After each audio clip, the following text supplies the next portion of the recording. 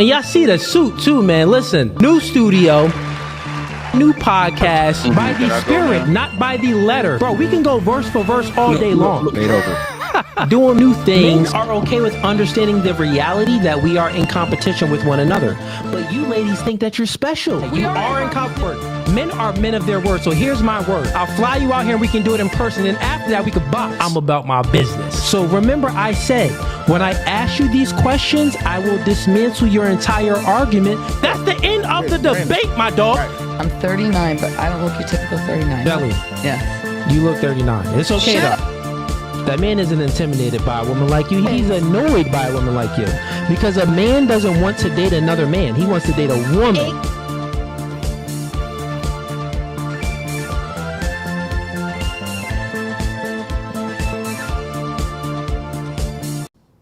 All right, ladies and gents, welcome to No Fugazee Podcast. I'm your host, Cooley. Tonight is open debate night, and we also will be reacting to some new breaking news that came out in regards to Charlie Kirk's assassination.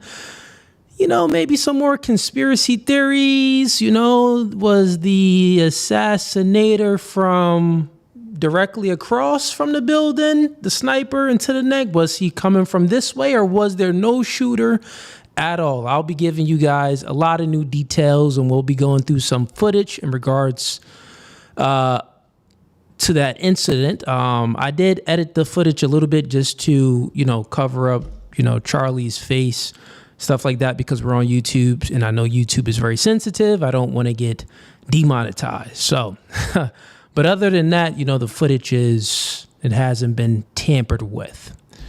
Okay, so let's get to regular scheduled programming. We got a few links in the YouTube description. So since it's debate night, the first link is going to be to join the debate. And, you know, if you want to debate in regards to Charlie Kirk, last stream I did was on Sunday. I streamed for 7.5 hours. It was nearly 8 hours. And I had so many people came up where they were, you know, against Charlie Kirk's message. I wouldn't say haters of Charlie Kirk. No one came in and was like he deserved it. Not on that stream on Sunday, but they disagreed with his perspective and the things that he stood for and stuff like that. So we may get some people that come in like that again. If you are one of those individuals, feel free to join the stream. So if you're new to open panel debate night and also reactions, because we are going to be reacting to some content that the members sent me, and then also we're going to get into the 2 videos of new footage and new different angles and a totally different perspective and some things that no one really seen yet when it comes to Charlie Kirk's assassination. Then while we're going through this stuff, you know, we'll bring up people for open panel debate night. And then once we're done with reacting and stuff, it will be full open panel debate night, and you can debate me. So that's going to be the first link in the YouTube description. Click that link if you want to join the stream. Just make sure your camera is on, and also make sure your audio is on as well. I know when I came in, you guys said I had some audio issues, so sorry about that, but I think the audio is looking pretty good right now. Let me just check. Yeah, looks like the audio is good. All right. So the next link in the YouTube description is going to be for the members. We got 3 tiers. First tier is gang. Second tier is hitman. Third tier is mob ties. If you like this podcast and you wanted to support it and continue to watch it grow, we're about to hit 400,000 subscribers on YouTube. So this is another milestone that has just been reached. Yo, become a member, man. You get all type of different special perks and privileges. The chat be popping. We got special emojis in there for you. We got Shelly, you look like you 39 emoji. We got no simping emojis in there when you become a member. We got all type. We got the No Fugazee you know, emoji in there, which I think is Black Jesus. And then we also got the Fugazee if you're in there lying and stuff. So, and then also you get to speak with me backstage, and when I'm not doing a stream, you also get special perks of me reacting to your content. So if you want to get my take on something and you want me to react to it, you become a member, man. Your video gets put into this funnel and I'll react on it. Now, I'll be honest. me and my assistant, we filter through like all of the content that we get that you guys send. I don't react to all of the content because some of them is just not, some of the things that you guys send me is just not reaction worthy. You know what I'm saying? But at least we'll communicate with you. Normally, if it's not myself or someone from or my assistant, let you know that we're about to react to your content. But that's just one other special perks that you get for becoming a member. The next link in the YouTube description is going to be for one-on-one consultation. So if you want to speak to me directly one-on-one, go ahead and click that link, book your consultation. Then we have the link for the Clips channel. Go ahead and subscribe to the Clips channel if you don't have time to watch the 7.5-hour episode that I did just the other night, or if you don't have time to watch the 3 to 4 hour stream. Go ahead and subscribe to the Clips channel, man. And then all the other links is going to be for our social media. We got the X, the TikTok, the Facebook, the Instagram. We got all of our other accounts right there for you. So if you want to get in contact with me or anyone from my team, hit us up on Instagram. We got you. All right. So first things first, let's get to the super chats. I've seen some coming in, so let's just honor some of the chats. What we got here? We got Triple H says, he says, yo, digging the magic hat. What you know about Tracy McGrady? LOL JK. I'm 31. We old heads at this point. Yeah, man. Bro, Tracy McGrady, put it like this. There was one person that Kobe Bryant, the Mamba himself, said, it's just one person I really couldn't figure out like that. It was Tracy McGrady. It was Tracy. Think about it. Kobe played against Jordan, Iverson, LeBron. He played against everybody. He compared McGrady to one of the hardest to figure out. He really couldn't figure him out. It was like, man, Tracy, Kobe said this. Kobe is one of, I think he's, it's Michael Jordan and it's Kobe. Like, they neck and neck. But when it comes to Tracy McGrady, Kobe said that Tracy McGrady can do everything I can do. Literally, he could do everything I can do. You should go ahead and watch Kobe's interview. But he's 6'9". Think about that. Kobe's 6'6", maybe 6'6.5", maybe 6'7". He's like 6'6" though. So think about someone that can do everything Kobe can do, but he's 6'9". But I would say Tracy McGrady did not have the Mamba mentality. That's the one thing that Tracy McGrady didn't have, but Tracy was an excellent athlete. All right, enough of basketball. I could talk ball all day long, man. Listen, you speaking to it, no good at 6'4". I done played ball for majority of my life. Let's see what other chats we got in here. I think that was it. Only super chat that came in. Okay, cool. Yeah, the microphone is fixed, man. I got the microphone fixed. Let me check.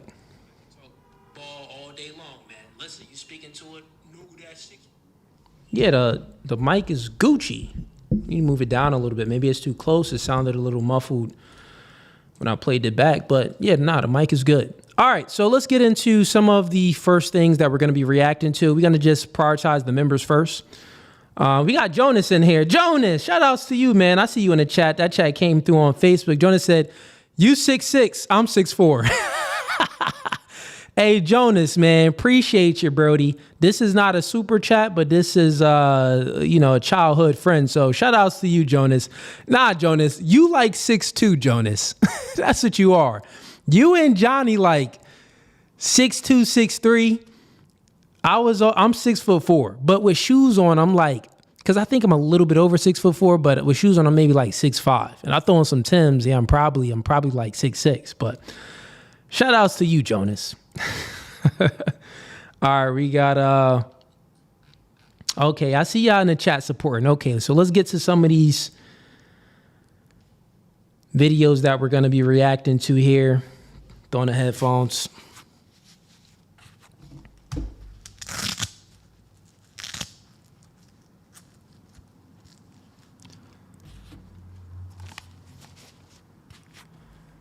All right, so here's the first clip that one of the members sent me. Let's see what we got. Also, we are currently live on Facebook and YouTube, YouTube, and TikTok. So everybody that's on TikTok and Facebook, enjoy the stream for now, but I will be closing it out. So prepare to come on over to YouTube. YouTube is the primary platform. All right, let's see what we got. Here's the first clip.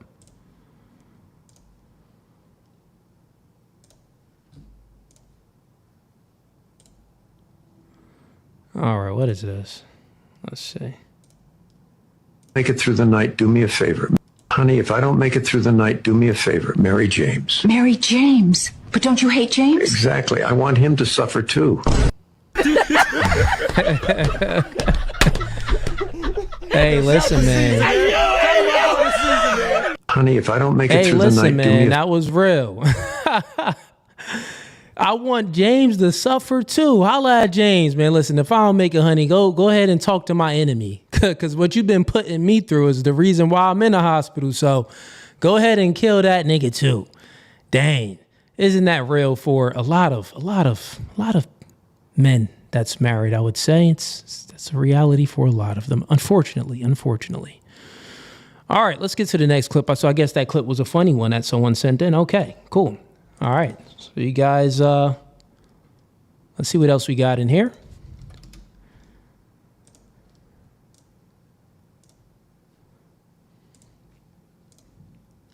All right, here's the next clip. So I'm not reacting to a whole lot of the membership clips. I'm probably only going to do like 3 quick reactions, and then we're going to hop right into the Charlie Kirk.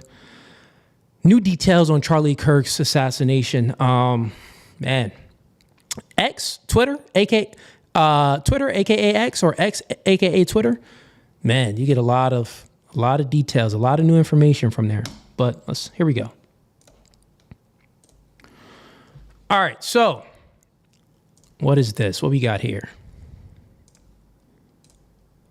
Men are middle-aged and they feel like they can't argue with women their own age. They don't ever bring academics onto their podcast. They always bring on like barely out of their teens or actually in their teens OnlyFans models. And they... Okay, so one thing, this is a woman and she's speaking against podcasts and men, specifically men that bring on women to their podcast. She showed a clip of Fresh and Fit. She showed a clip of whatever podcast. I wouldn't be surprised if she showed a clip of No Fugazee podcast, but them fellas is on a different tier over there. But I would say that already the way she's positioning her argument is extremely biased because she lacks information over here on this side of the internet. And even when you do this type of content, we don't just bring on OnlyFans models or bring on strippers, or that's not like what we're looking for. It's anyone could come on. Any females could come on the show. You know what I'm saying? And in regards to, Myron, when he visited the colleges, just like that was the first clip of Myron doing college debates, just like Charlie Kirk debates. It's not saying like, oh, well, yeah, you can only come up to the mic if you're low IQ. So this woman is just wrong. Like, we open up our platform and we open up these debates for anyone. I literally do open debate night.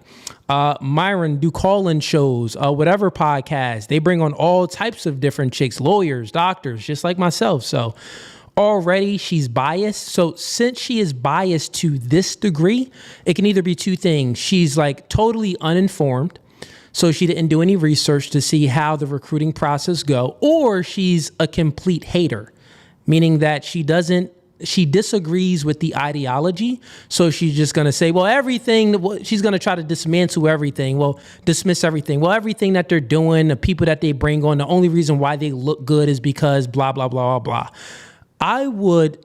I'll be confident to say that she isn't misinformed. I'll say that she's just a hater. She doesn't like the content. She doesn't like the truth. She's obviously a feminist herself, but let's continue on. They have felt left behind by women their own age, and now they're terrified other men are also going to leave. So now she's making an assertion. The reason why these podcasts, like myself, Fresh and Fit, whatever podcast, the reason why they bring these women on that's not educated or don't have a degree or blah, blah, blah, is because we've been rejected by women and we feel intimidated by women that are educated. You get this? So what she's essentially doing is projecting her view onto us, projecting her view onto people that make content like what you're watching here, which would be incorrect. leave them behind. So what they're really doing is trying to keep all these other men and boys down with them in the trenches. And it's like, no, let them go, man. Like, it's your problem if you can't. Don't gaslight everyone into thinking you're normal. Got it. So if a man is speaking the truth and waking men up to their own value, she's saying, well, no, don't gaslight these men. Don't bring them down to your level. Let's keep these men living in delusion and not understanding their own value. Once again, over here on this side of the internet, well, we speak about masculinity. We speak about male self-improvement that, listen, man, we're Saiyans. I don't know if you watch Dragon Ball Z, but congratulations, you're a Saiyan, meaning that you can elevate levels. You can elevate your level. Men are Saiyans. So if you're 5'4", it's okay. It's all right. You're 5'4". Work on your game, right? Work on your charisma. Get funnier. Work on your personality. This would increase your dating pool when it comes to women. Get in the gym. Make more money. These type of things is about male self-improvement. So we're never trying to, and this is what I'm saying, she's just disingenuous. She's not misinformed. She's saying this purposely because we're never trying to put men on a lower level. We're trying to elevate men. We see the goodness in men like, listen, man, you're here, but you can get to there. So she's lying again. Go cry. Look, strong we're woman. not asking I thought you were a strong look, woman. I hope go you guys cry. have a really Hold good day. on, I'm hold on, leaving. Hold on. You don't look happy. Like, why are you like screaming? And then they show a clip of whoever clipped this up. They showed a clip of Andrew Wilson. Andrew Wilson totally demolished that woman in that debate. And the woman basically quit that debate. So this is something else. She showed a clip of basically, Andrew Wilson, in a sense, since the girl lied so many times because she wanted to make an excuse to leave the podcast. She lied about that. He's basically making fun of her now. Like, well, you came all the way out here. You agreed to this time for the debate, but now you want to leave early. So that little clip, what I'm saying now is the context behind that little clip. This woman right here, she's just speaking nonsense On your podcast. And the crazy thing is, it's so weird that this type of woman, I would say that her ethnicity would be possibly Muslim, if not Muslim, some type of, Hinduism type of religion and things like that, where essentially these countries, and I'll make a confident assertion, these countries adopt a religion where they know the order of things, where it's God over man, man over woman, woman over children, meaning that women have specific roles in society. But this woman right here, she's been adopted by the white woman's ideology, which is feminism. So she's speaking against men because the only reason why she's been indoctrinated by the evil white woman's ideology to adopt feminism, to think that she is equal to a man. She's just dumb. She has low IQ. There's pills for that. Like, go talk to a person in an office. Like, there's therapy for that. But instead, no, let's normalize the subjugation of women because we're telling men that they're too... No, let's normalize the subjugation of women because we're telling what? Inept. We're telling men that they're too inept. Too inept to grow. To grow. Okay, yeah. So that's her last sentence there. I'll play it a little bit longer to see what else is going on here. But once again, she says that, well, you have to subjugate the women because they're too inept to grow, and telling men that they're too inept to grow. This isn't true at all. And you can tell by her last statement, which I was right. She is a feminist, right? She adopted the ideology of the evil white woman to think that, the nuclear family is oppressive. The patriarchy is oppressive. It is immoral. All of these things that is rooted into, let's say, three religions, I would say, which would be Christianity, the Muslims, Islam, and then also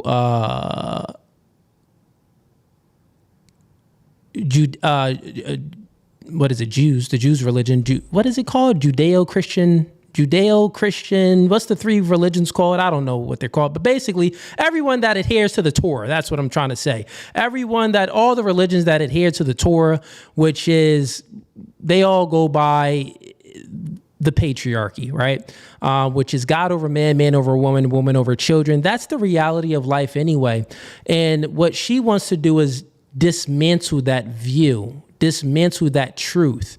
And I say that it's true because anything other than that isn't true. The reason why it's God over man is because, well, we should follow God. God is a better leader than just man. Men, we are flawed. We are flawed individuals.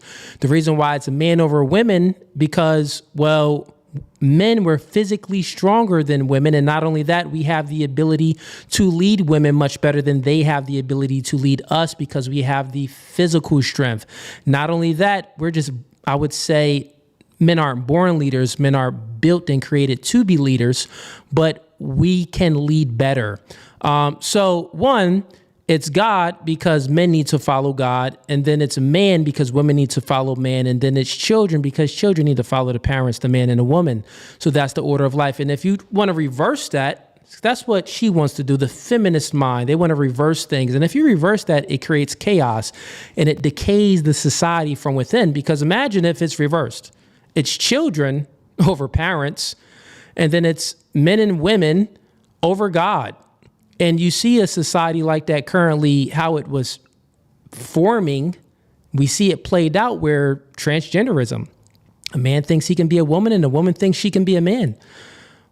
We see this play out in sports. Oh, this man is now entering a woman's sport and he's swimming and he's ripping all these chicks. Oh, this man entered in boxing and UFC and he just destroyed this woman in one punch.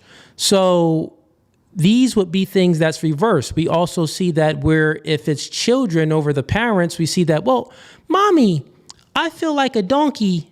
And this kid says this and they're 2 or 5 years old. And they're like, you know what, honey, you actually are a donkey. And then the kid goes to school with little ears on and a tail, basically thinking they're a fairy, a donkey or something like that. You know what I mean? So we see the effects of when things are twisted and inverted. We see the effects, and that's her ideology. She wants to twist things and cause an inversion, turn things upside down. It just doesn't work that way. It's not good for society at all. Let's see what else she says. Is that it? I believe men can grow. I've seen men grow. Like I said, I've grown to look up to many men in my life. I believe in men.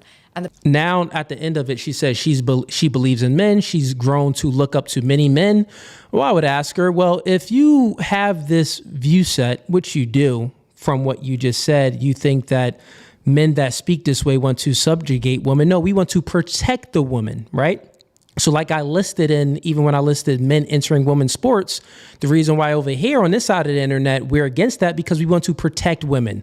The reason why we wouldn't be, we're not in favor for the women to be in military on like the front lines, in supportive roles, yes, but not on the front lines, holding a gun and marching with the gun and fighting other soldiers and other troops in other countries. Well, we got to protect our women, right? We know that. Look, they capture one of our women, man, that's going to be crazy. It's grape and all other types of things that can happen to this chick. So over here on this side of the internet, we understand that male and female intersexual dynamics is men and women aren't equal. And from her viewpoint, she thinks that men and women are equal. We're not equal, man. We're different. We have the things that we're different at. That's very beautiful and the things that we admire. But we're not the same, right? Let's continue on. the people who tell you women have to be down, like brought down, don't believe in you, don't like you. And so once again, she's saying that, well, yeah, like women have to be brought down. No one ever said women have to be brought down. That's not in Myron's message. She showed Andrew Wilson as well. That's not in Andrew Wilson's message. That's not in my message over here. It's actually to uplift women and show them their true value. Like, strippers, OnlyFans girls. Well, listen, that's not a good thing. That's not a good career path. You're not really valuing yourself. And a lot of men aren't going to value you either. They would say that they value you because they just want to smash, but they really don't value you like that. So it would benefit you more if you wasn't on a stripper pole, if you wasn't doing OnlyFans, if you weren't doing these things that truly destroyed your soul. You basically handed your soul over to the devil, and it'd be very hard for you to get it back. Most of them don't get it back. So we're not trying to oppress women or trying to hold them down. Even when we say women not being in a workforce, like, well, think about it. All right, cool. You want to go ahead and you want to go out there and work? Cool, go ahead and work. But there's never really been a true point in time in history where like women didn't work. Like in look it up in American history. Like women always worked, bro. What are you talking about? The white women always worked. All women worked. They did things that adhere to their biological tendencies, which is, nurturing. So daycares, being a secretary, being a nurse. They always did things like that. So this whole idea that women never worked, no, what feminism promoted was we need to build an economy where women can enter the workforce where it's just as many opportunities as it is for men for women. That's what they wanted. They pretty much wanted to, and we see how this played out. It didn't play out how they wanted it. If we look at the stats, right? So if you're looking at 1940s to 2025, most of the career fields that women go into now, that women was working then that they go into now, it really hasn't changed that much. It really hasn't changed. Like, think about it. Most of these chicks, they get their degrees and they end up working at a call center. They end up being a nurse. They end up doing some type of social work, dealing with people, dealing with children. This is the majority of the career fields that women choose to go into, even though they have all of this freedom and choice now. The suffragettes fought for all of this freedom and choice for women, but you really didn't change women career choices because they're not going into science, technology, engineering, and math, which builds and maintains the infrastructure for America. They don't go into those fields. Now, a small percentage may, like a very small percent, like think about electricians, 92% men, right? Some of these companies are looking for women because they want to be more inclusive. So it's not, you got nothing holding you back. You got nothing saying, no, women, you can't go into these jobs. No, it's women's own choice. They choose not to go into these jobs. They choose to take the easiest path to making money, like OnlyFans, selling their body online or stripping on a pole. Or they just want to go into social work and doing nurses and stuff like that. It's not to say that the women that go into other fields like, science, technology, engineering, and math is not to say like, oh, they're not, maybe, how can I say this? It's not to say they're not going into these fields and helping out, but I mean, not really. Do we really need them? No, we can get rid of all women and all of these engineering companies and all of these I don't even think there's any women doing offshore drilling, but in all of these STEM career fields, we can get rid of all of them and we would still maintain our current infrastructure. So they're not helping out at all, I would say. Are very, very dangerous. I've watched almost every single podcast you ever did for about a year and a half. So much so that I bought into a lot of the things that you said. And for about 2 years, it led me astray and significantly damaged my personal life, including relationships. How did it lead you astray? Well, you told me to go sleep with a bunch of women and date multiple women at the same time, which I did. And it significantly damaged my life. My concern is what you're saying to men leads them astray because I'm a walking example of it. These men are middle-aged and they feel like they can't argue with women their own age. They don't ever bring academics onto their podcast. They always bring on like Okay, so then the last clip she showed the guy, it was funny is I had that guy on my podcast. That guy actually came on one of my shows, I would think last year, back in March maybe. Yeah, it had to have been like last year in March. The dude that spoke at the end, he actually came on my podcast. He's from South Carolina or North Carolina, I believe. He was doing his own dating podcast out there. I forgot what it was called, but he was doing a podcast out there. And it was a cool podcast that he was doing. But she's using that clip of him speaking to Myron, speaking about something very specific. And he's speaking specifically about like what you told me here didn't work. But that's not to say like, that's basically throwing out the baby with the bathwater.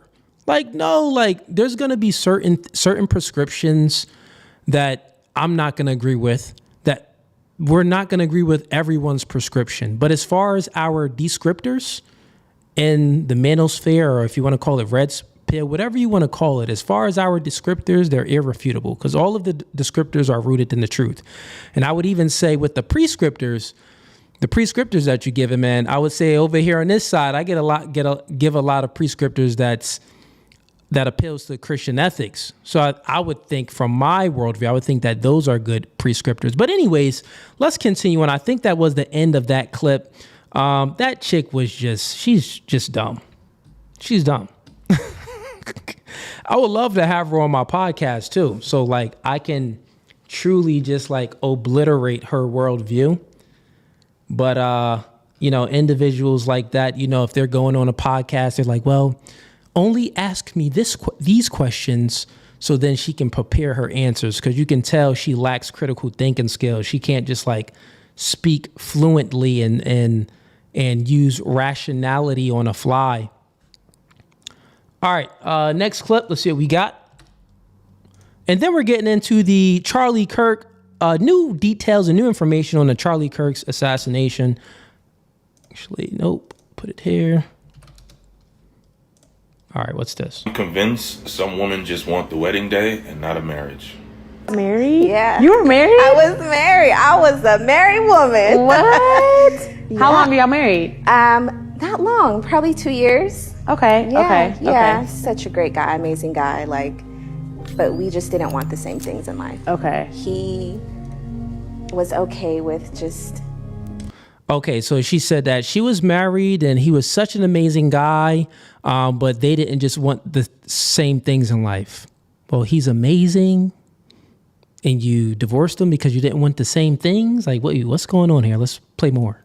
Love and, going to church and having a family, going to work and raising kids. And You I was feel like you I wanted want more. way more. Yeah, I get more. that. And I shouldn't feel bad for wanting more. Time out. This chick just said that what he wanted was to go to church and to raise kids and do family things, but she wanted more. This is why she divorced her husband. Wait, that's not enough? One, you said he's a wonderful man and going to church, so this is a man of virtue, right? He taking care of family. He wanted to do family things, but what more did you want? I can tell you what more she wanted. I could tell you what more she wanted. She wanted some other wang. She wanted other penis. Anytime you got to decipher the womanese, peel back all the stuff. What women is saying is, in their mind, they're like, this is just not fun. It's boring. Like, we're just doing the same thing. We go out with our family. We go to church. We're doing this. Like, this is boring. She wants to experience life with another man. And if you are experiencing life with another man, wang, penis is involved. She's for the streets. She wants to go back to the streets, go back on the dating market, be on dating apps and stuff like that, getting her back blown out. That's what she wants. She wants to break up her family. Now her children is raised in a home by a single mom, and we know the statistics on that. So it's just stupid, man. Like, I had a clip that went viral. I had all of these women on a panel, and I asked them, the question when something like this, would you choose your happiness over family or your family over happiness? And most of the girls on the panel, besides one, all chose happiness over family. And she's one of those individuals that would choose her own happiness over family because she's selfish. She's selfish. She has a solipsistic view of the world. She thinks that the world revolves around her. She thinks that she is the center of all of the universe. So if I'm not happy, forget about my kids. Forget about my husband and these vows. Forget about all of that. Forget about God, because she said she was going to church. I want other wang. I want other penises. I want to be flown out, go on yachts, and get my back blown out. That's what they want, bro. This chick is for the streets. Crazy. Did you feel like you knew y'all weren't on the same page before you walked down the aisle? So why'd you do it? What was the reason? That's a lot of pressure. Okay. When a man proposes to a woman, that's a lot. And in front of people, I didn't want to let my community down. They thought this was beautiful. look, So basically, she's saying she got married just for the wedding. Like, It was a lot of people around. He proposed. I didn't really want to say no, it's do it for the community. Didn't want to let my people down. Let's have a big wedding. She got married just for the wedding.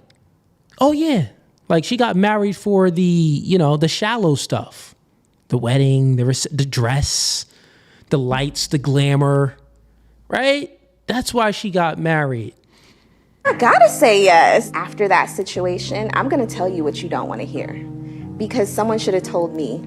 Oh. And I'm not gonna put that responsibility on them. But if someone would have been like, "Hey, girl, you're not even happy right now." He was happy. Yeah. Man. And that makes it harder. Yeah. Because you're like, you have someone that loves you. But at the end of the day, love is not enough. It's not enough. It's not enough because love is a choice. Are you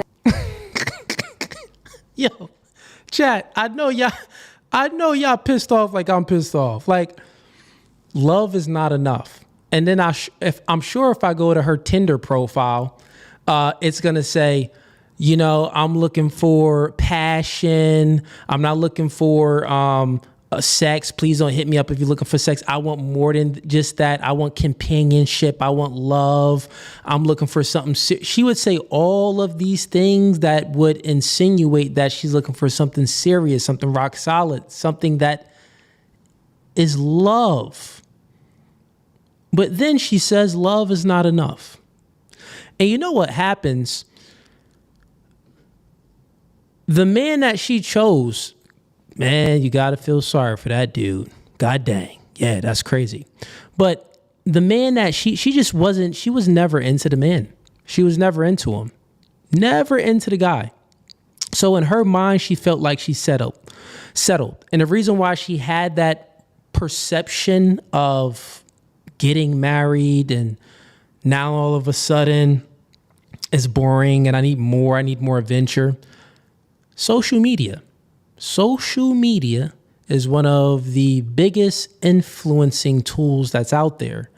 And these women are in relationships, but all they do is scroll, because statistics already show that women are on social media the most. They're swipe queens. All they do is swipe, watching stories, watching things. They're always on their phone.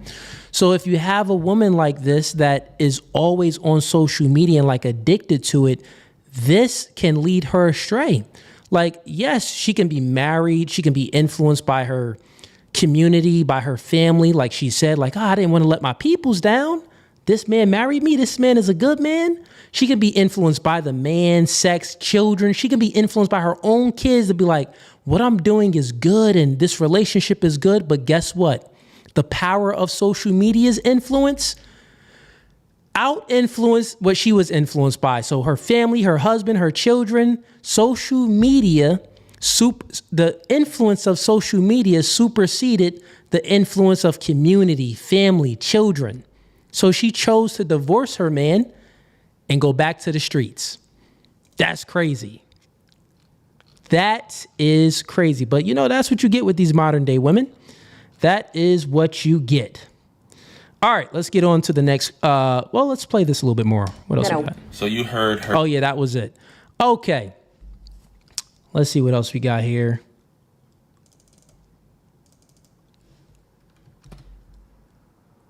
Do we got another clip, or are we going to hop into the Charlie Kirk stuff? Let's see. Yeah, let's go ahead and hop into the Charlie Kirk stuff. But let's get to the super chats. Let me go ahead and honor these chats real fast. All right, we got Tyga sends in $10. He says, generally speaking, women just hate dating shows like whatever, F and F, and your show, etc., because they've never been held accountable or had their worldview challenged before. This is true, Tyga. This is true. Women don't really generally speaking, women don't tend to like these shows because they were never held accountable. If you even look at it on a societal level, society doesn't even hold women accountable. Like, when are women ever held accountable for their mistakes? Right? Hardly ever. Even if you, I can't really speak about, we can speak about it. But even if you look at P-files in school, like the teachers, When there's a woman pedophile that's a teacher, bruh, she get like half the sentence that a man gets if he's a pedophile teacher, right? Not only that, the reputation is not even like destroyed. Like, yeah, she can't teach anymore, but she's still going to get some simps to take her seriously, right? We can look at so many things that would show that women are barely held accountable by society. Even when we look at domestic violence, the stats is already out that women are the aggressors when it comes to initiating domestic violence, like initiating, right? They initiated more when it comes to that, like to throw the first punch, to throw the first, throw the first swing. But men go to prison more. Society don't really hold them accountable, right? When we look at, these promiscuous women, OnlyFans, strippers, straight, corn stars, they always end up with some simp that's taking them serious. They always end up with it. Like, they're never lonely. Even if you look at the homeless population, man, I'm not gonna lie, I've seen some homeless women, right? I've seen a few of them. You know what? Let me play this clip though. I got a clip on this one. Nah, I can't. I think it got music in it. I don't think it's safe. I was about to play this funny clip when it came to homeless women. Marquette done sent it to me. Well, nah, I ain't gonna play. I don't think it's safe. But anyways, what I'm saying here is even when it comes to, the homeless population, man, there's way more homeless men than it is women because women have a vagina. It's like, you always got a place to stay. Like, really, if you wanted to, you always got something to sell. Now, I'm not saying that you should be selling it, but I'm saying that a lot of women do. So you don't actually have to be homeless. One, you can always get a job, so you don't got to sell your your body parts. But if all else fails, you got that, right? Men, we ain't got that. It ain't no women checking for men to sell their body parts. You know what I'm saying? So even you're not even held accountable then. You can be broke, dusty and dirty. You still got a home to go to. Men, it ain't like that. No, you broke, dusty and dirty, man, you barely surviving out here. Ain't no more finna save you. You got to go ahead and save yourself. All right, we got Triple H says, I asked Fresh this, was curious about your thoughts. What's your thoughts on feminism in the church? I can't stand it. I'm a musician. I have to deal with this myself. Okay, so you're a musician. I guess you play an instrument in church. Shout outs to you. He says, men are taught to be soft more than being men. Yeah, man, listen, I haven't been to church in a while. I would say that churches are definitely feminine. And in regards to your question, what is my thoughts on feminism in the church? Well, it's the way they interpret the scripture. So if you were indoctrinated, and it's like the sad thing is because feminism, this ideology, is basically in many ways superseding Christianity in a lot of ways, right? We see the effects of feminism and all of this stuff. So if you are indoctrinated by feminism, if you're a man or a woman and you're in church and stuff like that, or you have a position in church, maybe you're a pastor, and this is why, like, women pastors, like, where in the scripture does it say that a woman can be a pastor? No, it's so many scriptures that go against that. But some of these churches, they would accept a woman being a pastor because they was indoctrinated by feminism, which is the ideology to think that men and women are equal. Biblically speaking, God says the order very clear. So it's like, no, man, it's dumb. So that's my thoughts on it. I think that they were indoctrinated by feminism first, and they brung their feminism view into the church. So meaning that when they're reading the scripture, they're interpreting it from a feminist lens, right? Because once again, feminism is the ideology that they push forward is to dismantle patriarchal systems. Like the nuclear family, they consider that to be a patriarchal system. They think that that's inherently oppressive to women. When you read the biblical scripture, it's the complete opposite. Biblical scripture, it is a patriarchy. It's all patriarchal systems. It's nothing but that. And the woman and the children has to be subordinate to the man, and the man has to be subordinate to Christ as Christ is to the church. So, yeah, man, it's they got things inverted. But good question. Appreciate the support. All right, so let's hop into the Charlie Kirk discussion. Also, real quick, tonight is also open panel debate night. So the link is in the YouTube description. The link is also pinned in the YouTube comments.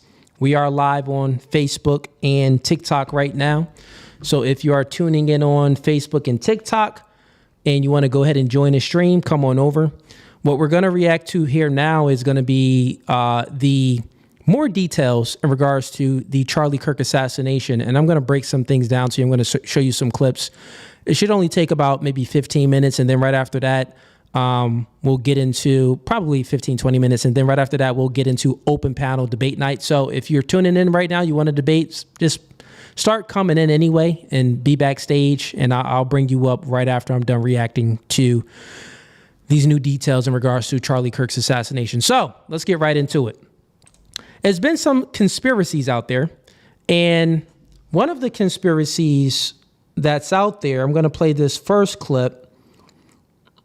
Actually, let's get into this newest conspiracy, because it's a lot of detail, and I've never heard, I thought of this, like when I watched it, I thought like the angle, the mic on them, like it looks a little weird. Like if a shot came this way, it would be like boom that way. The neck wouldn't be going this way.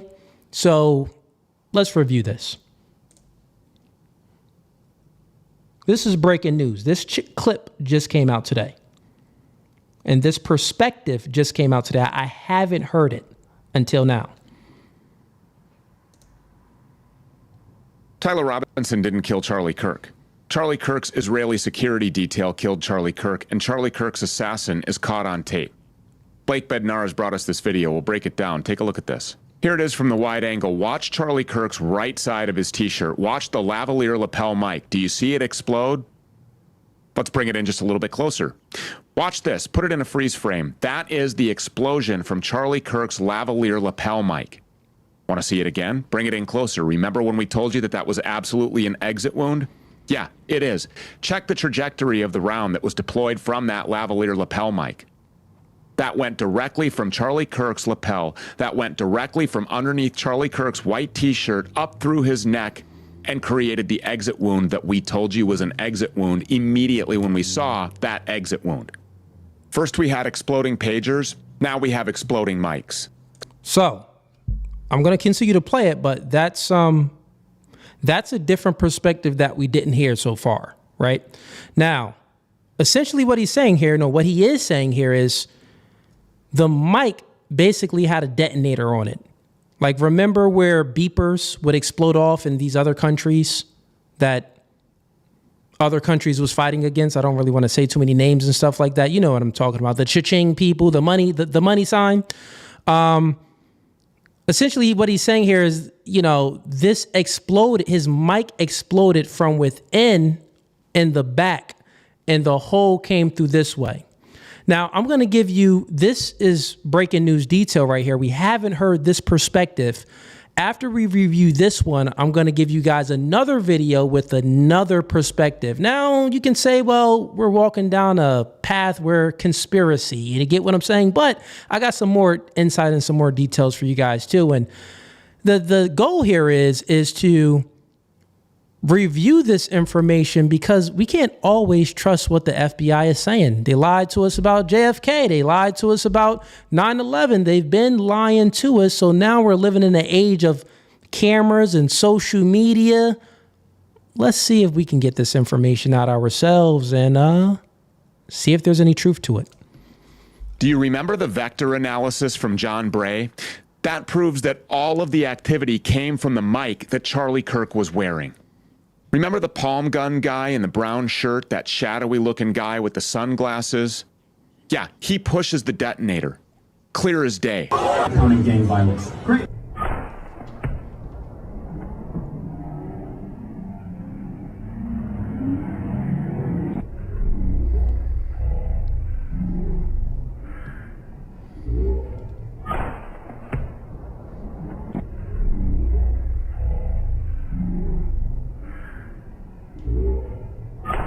That's the assassin. That's the guy that pushes the detonator, which perfectly aligns with the explosion that pushes that projectile through Charlie's right side of his neck and out the left side, creating the exit wound. All right, so we're going to keep playing this. Now, you may think, when I first watched it, I'm like, man, this dude is just this is a conspiracy theory. Like, he's just trying to put the pieces of the puzzle together. You're probably like, this is a random person that was in the audience, maybe had a scratch. He's maybe just scratching here, right? He's maybe just scratching. But that same individual, if you see on the screen, he's going to come around and meet this man. You see the man that just jumped over the table. He's going to come around and hand something to that man. You know what I'm saying? Which the narrator is saying that he's handing off the detonator. So, let's play more.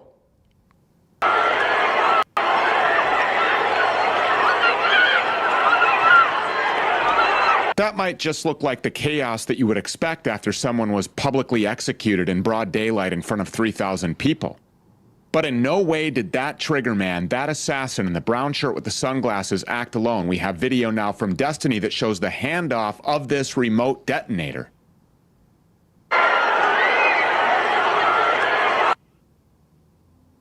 So grab something, probably, okay. Puts it in his pocket. Okay, so that guy did grab something. It seems like he put it in his back pocket. Okay, so the guy that was messing with his shirt, looks like he handed something off to him. And then that guy goes running. He jumped the table, grabbed something, went to the other guy, grabbed something else. Okay, and then he heard about, let's watch one more, okay.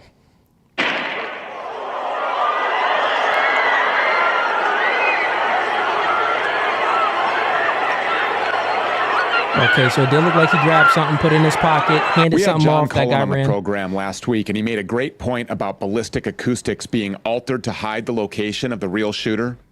Well, the same can be said to distract from the fact that there was no shooter. Tyler Robinson did not kill Charlie Kirk. This guy, brown shirt guy, he's the assassin. Oh, way. If you want security, the Israelis know what they're doing. All right. So that's that clip there. That is that clip. So let me go ahead and close that out. So, I mean, when I first started watching this clip, I'm like, just another conspiracy. Like, this really doesn't make any sense. But the man doing that on his shirt, it was perfect with the noise. Also, the guy jumped over the table to do what? He jumped over the table not to even check on Charlie Kirk. Like, Charlie Kirk was just assassinated. The dude that jumped over the table supposedly he's one of the security, part of Charlie Kirk's security team. So he jumps over the table. He doesn't check on Charlie at all. Like, he jumps over, looks like he's putting something in his back pocket. He doesn't even look at Charlie. He meets with the other guy over there. It seems like they exchange something or hold hands for a little bit, and then he walks off. So yeah, that does look suspicious. It looks suspicious. So with this information coming out, it's like, now we are walking down the lines of conspiracy theory, but you really can't trust the government like that after 9/11 and after two assassination attempts on Trump's life and, things like that. So we can't put everything off the table. And I'll say this. The FBI is not even putting this under the table currently right now. Now, I know Kash Patel, I think he did say something like he was trying to rush Utah to hurry up with the case and close the case. I think some stuff like that came out. But in regards to Kash Patel, who is the director of the FBI, he did make a statement because they are looking at these clips and stuff like that. And it seems like they're considering the perspective and different angles and things like that. I'm going to play a clip from the PBD podcast because they've reviewed it.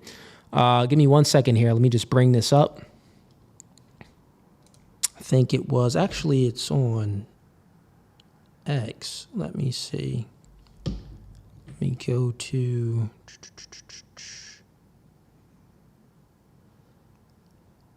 one second here, chat.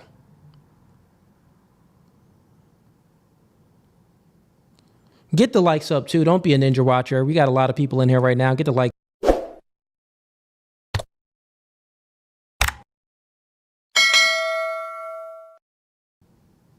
All right, so let me go ahead and bring up this other clip here. This is going to be another angle, not just another angle, but this is going to be another angle in another perspective.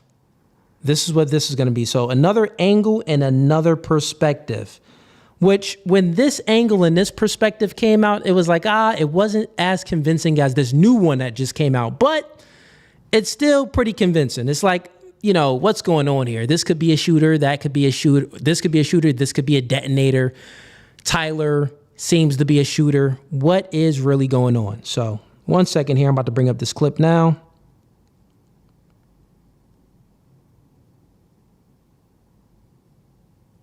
All right. Let's see.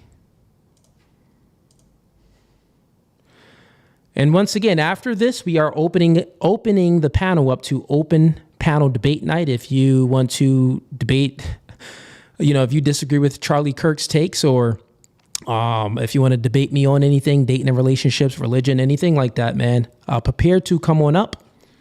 So click that first link in the YouTube description or click the first link that's pinned in the YouTube comments. But we are going to watch another clip and also the FBI, Kash Patel's statement in regards to these other things that's, going viral online of other angles and camera angles and other perspectives.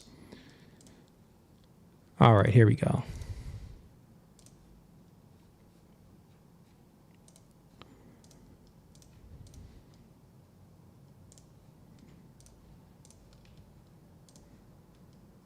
All right, let's see. Let's make it like that.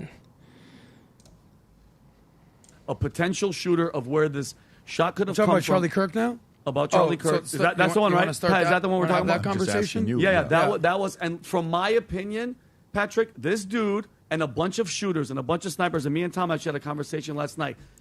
Never go with the official narrative. And when you're seeing different angles, and me and Mike even talked about this too, and I don't want to show close-ups or anything like that, Pat, because I don't want to they blow out his face, but it's still graphic. You're going to see something on Charlie's right side, like a little blood spat on the right side, and it looks like an exit wound. Did you see this, Tom? So once again, chat, this is going to be a different perspective and a different angle. They're going to show, a lot of you probably seen this one of another shooter. They're going to show, so Charlie is sitting this way. They're going to show that there's a shooter on Charlie's right side that's in the somewhere in the stands. And he's shooting this way, and a bullet comes from behind and goes through that way. So that's this perspective where basically they're saying that it was another shooter somewhere else. Yes, I did. I was watching a report by what appeared to be a very... And I'll be honest with you, this one, when it came out, I'm like, maybe people are just being skeptics right now. Wasn't that believable. But the first video that we just reviewed, that's a lot more believable. Rational and specific ex-military, a gentleman from Turkey that was talking about the forensics. This guy? Yeah, this is the guy. No, there's another one. There's another guy. This guy is equally sane, and he's saying, hey, look, that appears to me to be an exit wound. And when I go and look at this, and by the way, Kash Patel said on Sunday that the FBI is looking at leads, including the location of the shot and the angle of the bullet, potentially a second shooter. And that's what Kash Patel said on the Sunday news show. So this does not appear, Pat, that it's one crazy person. Does this say that Kash Patel said there's a second shooter? Yes, sir. Rob, can you zoom in a little bit, please? I'm 46. Thank you. Director of FBI committed to ensuring the investigation into Charlie Kirk's assassination person. The full weight of Americans law enforcement is active following the extended.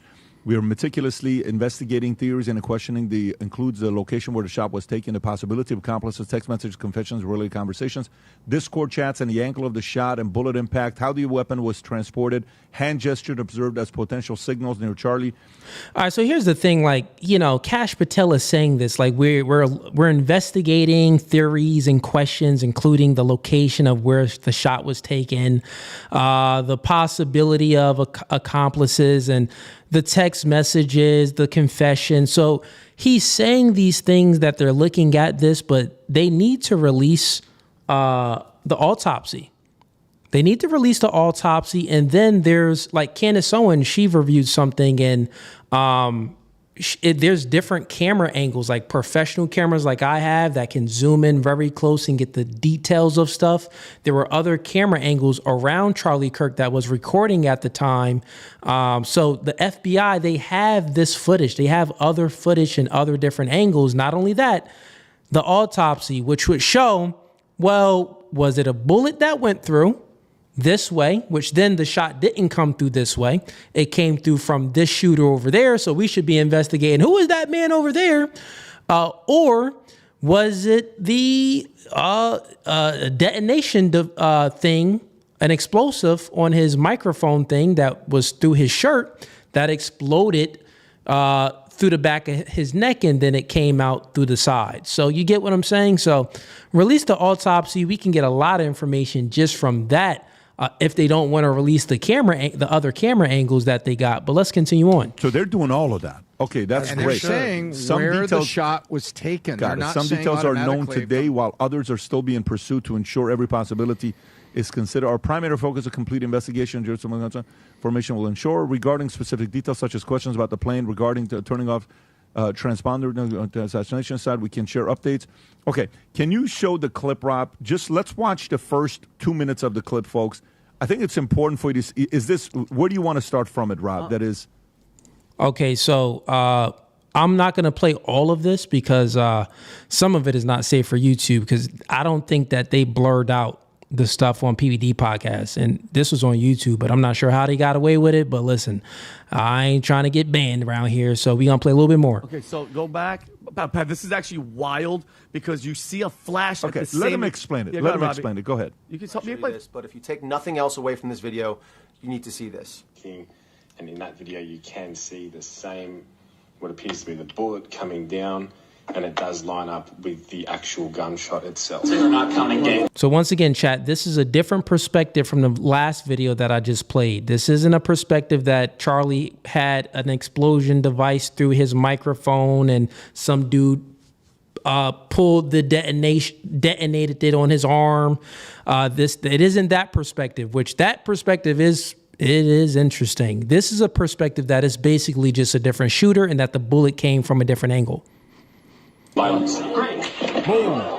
So this video was created by a friend of mine who is a Marine. You'll see him here at the end. This is the angle he is showing the shot coming from, showing where Charlie was sitting, and the angle of the shot, which will correspond with this video here. Yeah, can't play it. I got to stop it right there. Okay, so fair enough. You guys got that perspective. So that's the breaking news. That's the new details in regards to the Charlie Kirk assassination. And yeah, man. So let me know what you guys think in the comments in regards to that. And if you have any questions, I would like to, know you guys' perspective. Do you guys think that... So we played 2 different videos, 2 different perspectives, 2 different angles, 2 different narrators. Which sounds more true? Is it Tyler, right? The dude that was dating the transgender. with the with the basically he was had his gun and he shot him. It came from the front, from that angle. Or was it the detonator, the first video that I played, the detonator through Charlie's microphone, which that's interesting. Or was it just another shooter and it came from a different angle? Let me know what you guys think. Send in a super chat. I'll go ahead and read it, stuff like that. But that's about all we have today as far as the new details and new information when it comes to Charlie Kirk's assassination. So, yeah, let's get the likes up.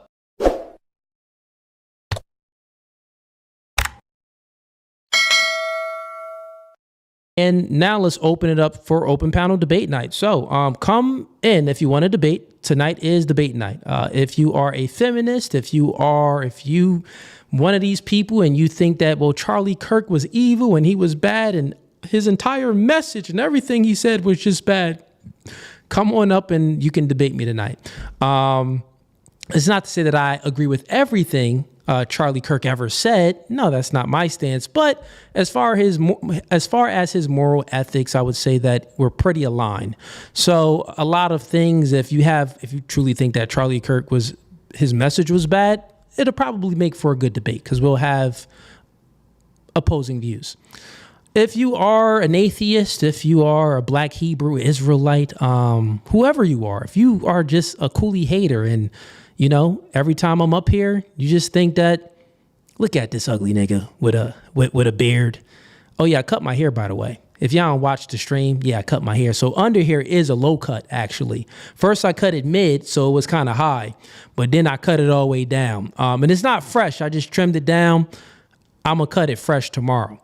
But anyways, come and join the stream. Click the first link in the YouTube description or click the link that's pinned in the YouTube comments. Actually, everybody that's on TikTok right now, let me go ahead and put a prompt on TikTok because I did not do that. Shout outs to Wit Kid Dreams for reminding me of that. Let me go ahead and put a prompt on TikTok to entice people to come and join the stream. All right, where are we?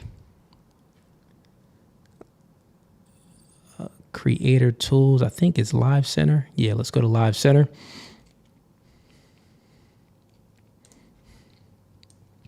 All right, so here's a good prompt.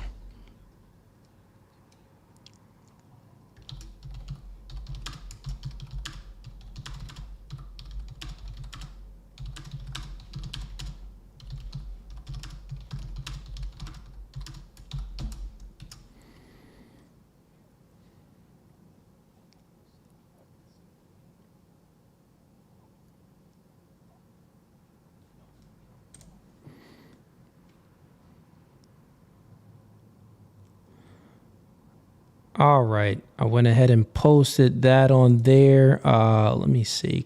How else can I do a prompt on here? I see you guys coming backstage. Make sure your mic is on and your camera is on as well as you are coming on up. Welcome to No Fugazee Podcast. Actually, let's see here. How do I... put a prompt up.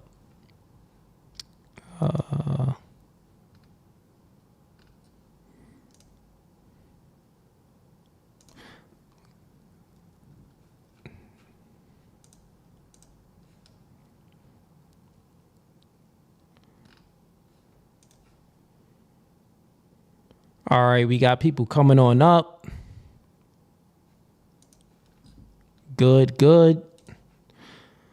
But make sure I don't see any cameras on. Make sure your camera is on. Once again, tonight is debate night. So come on up. We got over 400 people in here. So come on up and join the stream. Don't be scared.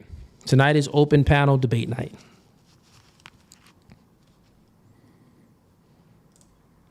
Hey, what's going on? Welcome to No Fugazee Podcast. What you here to debate about, man? I think a couple shows ago you was talking about that. I think it was with a Russian dude about technology and relationships and how it plays a part. What do you think that technology has no part in relationships. That's, I can't really remember what you were saying, but I think you disagreed about the technology having a part of relationships in the future. Well, no, technology already has a part in relationships. We got dating apps. We got Instagram, which is basically the biggest dating app. Most people are meeting people through Instagram. So that would be technology. We got girls got vibrators, right?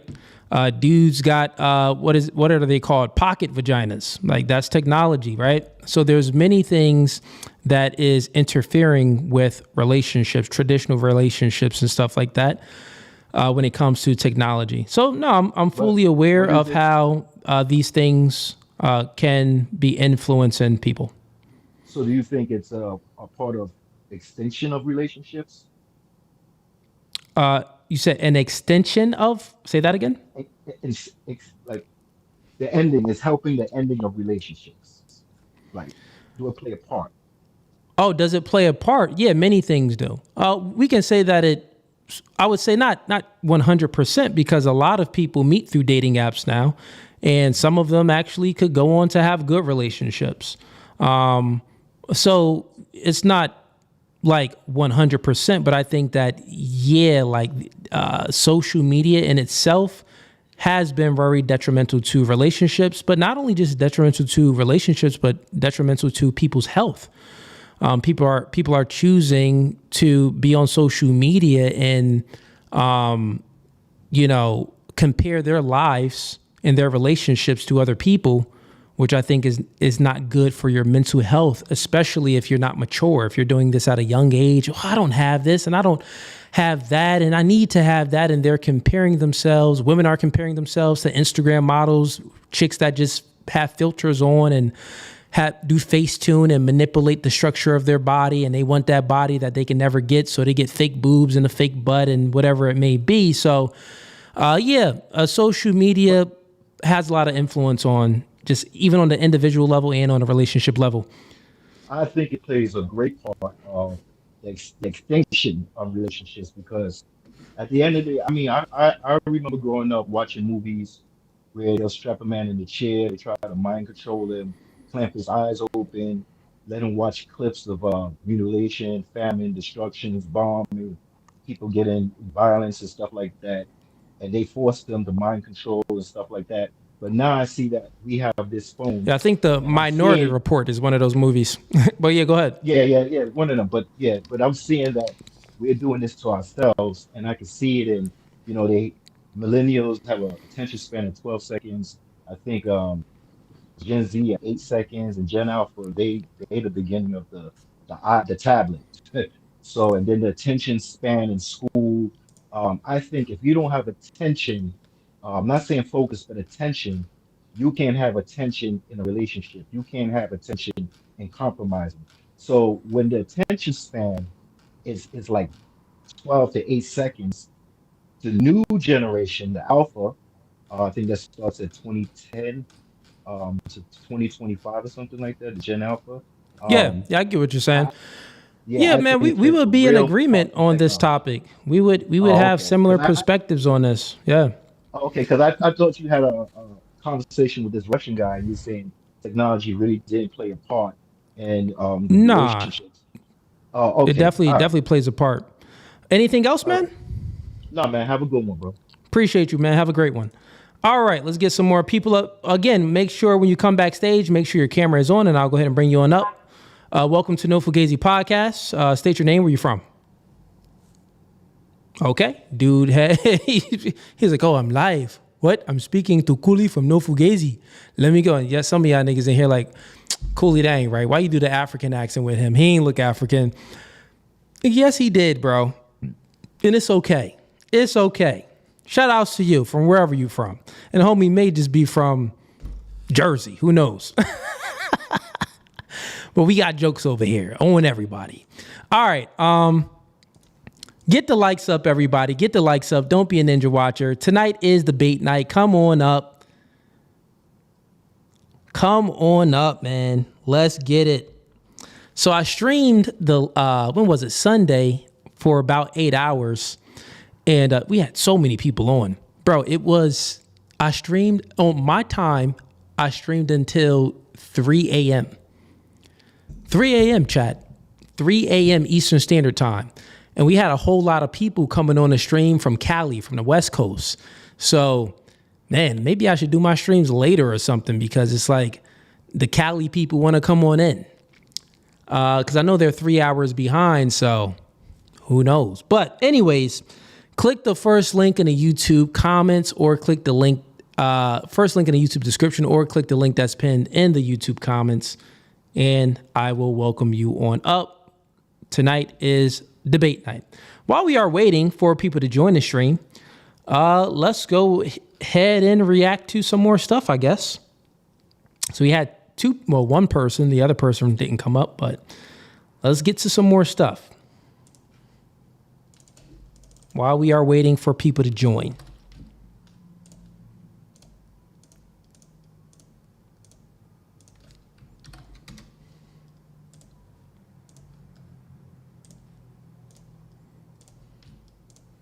All right, what is this clip?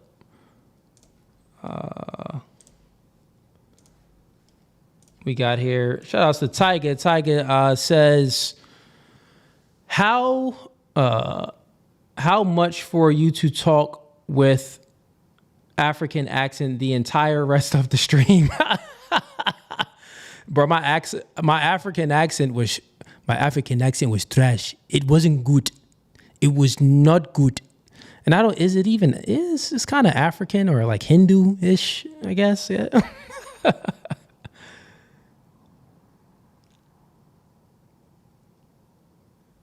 Yeah, I see you in here. Yeah, the playback room. Yeah, you're right. Yeah, we had a lot of people coming on up. We had a lot of. All right, let's react to this clip. What's going on here? 33% of blank men have been convicted of a felony. So a third. A third? Which group of people? White men? I'll tell you the answers after. 42% of blanks are on welfare. Latinos, probably. 48% of blank women have herpes. I want to say white woman. White woman? Yeah. Half of blank men aged 23 have been arrested. Half of them haven't been arrested at all?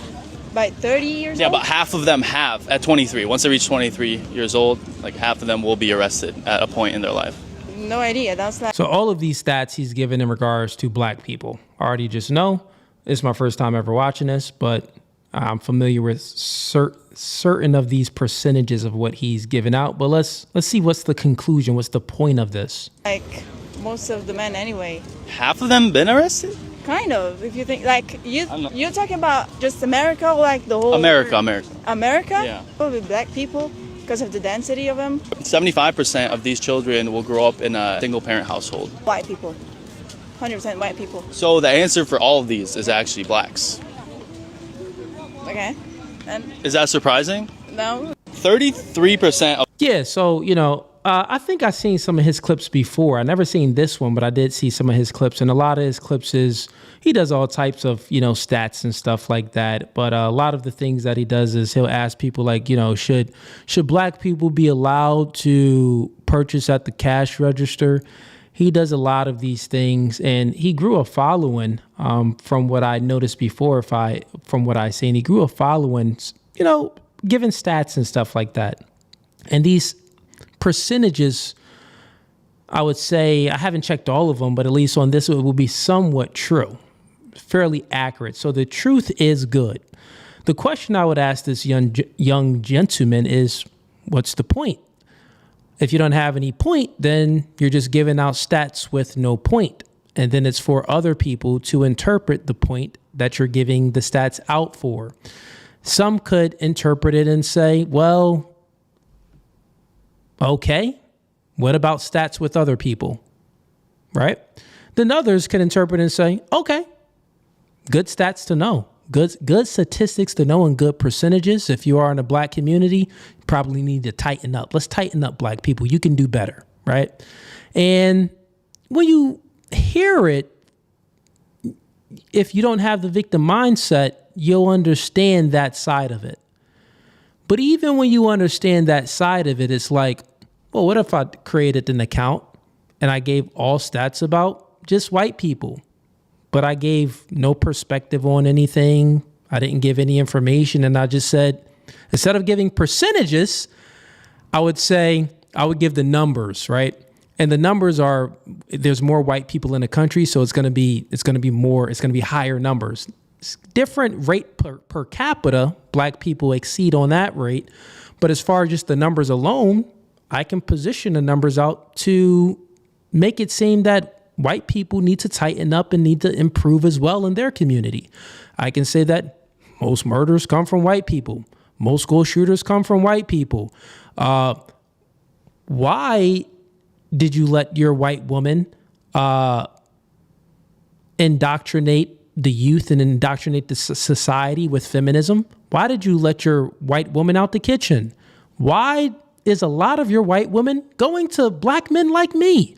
So I can give these stats and give this information, like give facts, but without explaining it, it's like, well, what's the point? What are you saying here? And then it's up to the person's interpretation. And since a lot of people got low IQ and a lot of people suffer from the victim mindset, well, you can be triggering people like this. And that's truly what it's for, is to trigger people that's watching it. But for higher IQ individuals like myself, it's kind of like, okay, great. Facts is cool. What's your point? I can give you facts still. Yeah, I know black people, we need to fix up our community. Hey, you know what? You need to do that too. Right. And then even if you think about it, feminism is the white woman's ideology. And also NGOs, non-government organizations, which push feminism. And this is what, listen, in Africa, we got our women in check, right? Out in Africa, we got our women in check. They know the order. It ain't no, they think they equal to a man. You know what I'm saying? Prior to the indoctrination of feminism and things like that, and women having the right to vote and rights in the workforce and all of that, the black community was staying strong.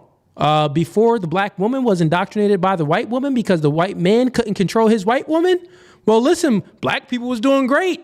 God dang, so we can point the blame and be like, listen, man, you need to get your white chicks in check, because if your white chicks wasn't coming on to us, and if your white chicks wasn't trying to indoctrinate our black chicks, our black women would have stayed in our homes. And we wouldn't have a single mother rate of over 70% right now. Right? So he's just a young dude making some content like that. Let's look at this one. Do you think black people should be allowed to use the self-checkout section at the grocery store? What? So black people should be allowed to self-checkout in a grocery store? Yeah, so he's doing this for funny. It's supposed to be funny content, like a sense of humor. And I get it. I get that for sure. He seems like a young individual, just trying to find his way on social media. But at the end of the day, he would never do good in a debate at all. And even if you just questioned him on anything. And also, Speed said yes. So Speed already answered this question. Let's see what else happens. Yeah, why? Well, yeah. See, he answered his question. Yeah, why? Obviously, why not? And then he says, why not? He gives no context. He just says, why not? That's the question? Yeah, it was just a question. Yes? Why though? It's, what do you mean? Just pay, what do you... So pretty much, and he's, I think I seen another video where he asked a question to people, and he says the same thing. Should black people be allowed at self-checkouts? Because I guess he's saying like I think he gave a statistic, like a lot of theft happens with black people always stealing and stuff like that. So why should they be allowed at the checkout? Like, should we allow them there? He's asking a question then. So what he does is he'll get a statistic and then ask a question on a statistic, which that's just manipulation, right? Manipulation happens when you focus on the effects instead of getting to the root cause of things. Well, if you go to the root, like I said before, well, really the only reason why, not the only reason, but one of the main reasons why, black people are in a position that they are in today is because of the single mother rate. But this is from the indoctrination of the ideology of the white woman, which is feminism. So it really came from white men not keeping their white woman in check. So you can even say, well, that's the cause of it, right? So there's so many different ways that where he's trying to lead the questioning from is just pointless. Well, I would say it's actually disingenuous. That's the right word. But young brother making content, so Can't hate on him, man. Can't hate on him. He's getting his following up. But yeah, a lot of people out here is just trying to clout chase off of. It's funny. The thing is, on this side of No Fugazi, I can go ahead and give these statistics in regards to the black community and how the black community needs to self-improve. But then I also give prescriptions. But once again, I would give a statistic, but also would give a prescription on how they need to self-improve. He's just giving a statistic. Okay, what's the point? All right, cool. Let's bring up, it's open panel debate night, so let's bring up some people. Welcome to No Fugazi Podcast. State your name. Where you from? Good night. I'm from Cabo Verde. Where are you from? Cabo Verde, Cape Verde. I don't know where. I don't even know what you said. But what you want to debate about? Oh, from Cape Verde. Last time I was debating with you. You remember me, Gilson? No, I don't remember you, man. I debate a lot of people, but it's okay. Yeah. Tell me what you want to debate about.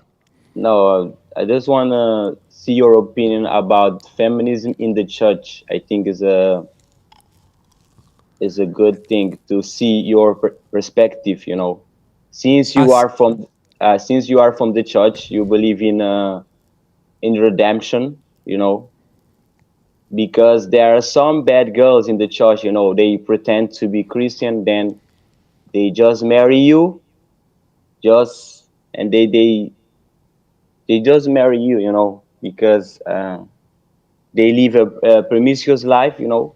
I just want to listen to your opinion about that. I think it's important. Okay, so it's funny is someone sent in a super chat and I already gave an answer in regards to feminism in the church. So if you just actually like rewind the stream back a little bit, you can actually hear that. Since tonight is debate night and not Cooley explanation night, is there a certain specific thing that you disagree with or you share a different perspective that you want to debate about? Once again, I addressed that question already. If you just rewind the stream back, you'll get it.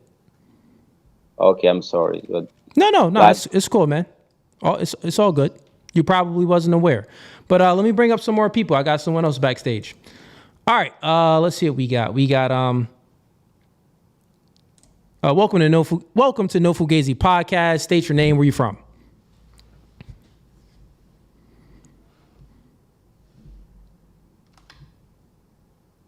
Okay, dude is frozen. Come on, man. You called in on a Boost Mobile chirp phone? Homie called in on a track phone. Homie got Boost Mobile wireless. He got the Obama phone. He got the government Obama phone. Bro, service is big trash. How you call in, it's supposed to be a video call, but it's a picture. Homie phone is incapable of video quality. He called in and it was on picture mode. What?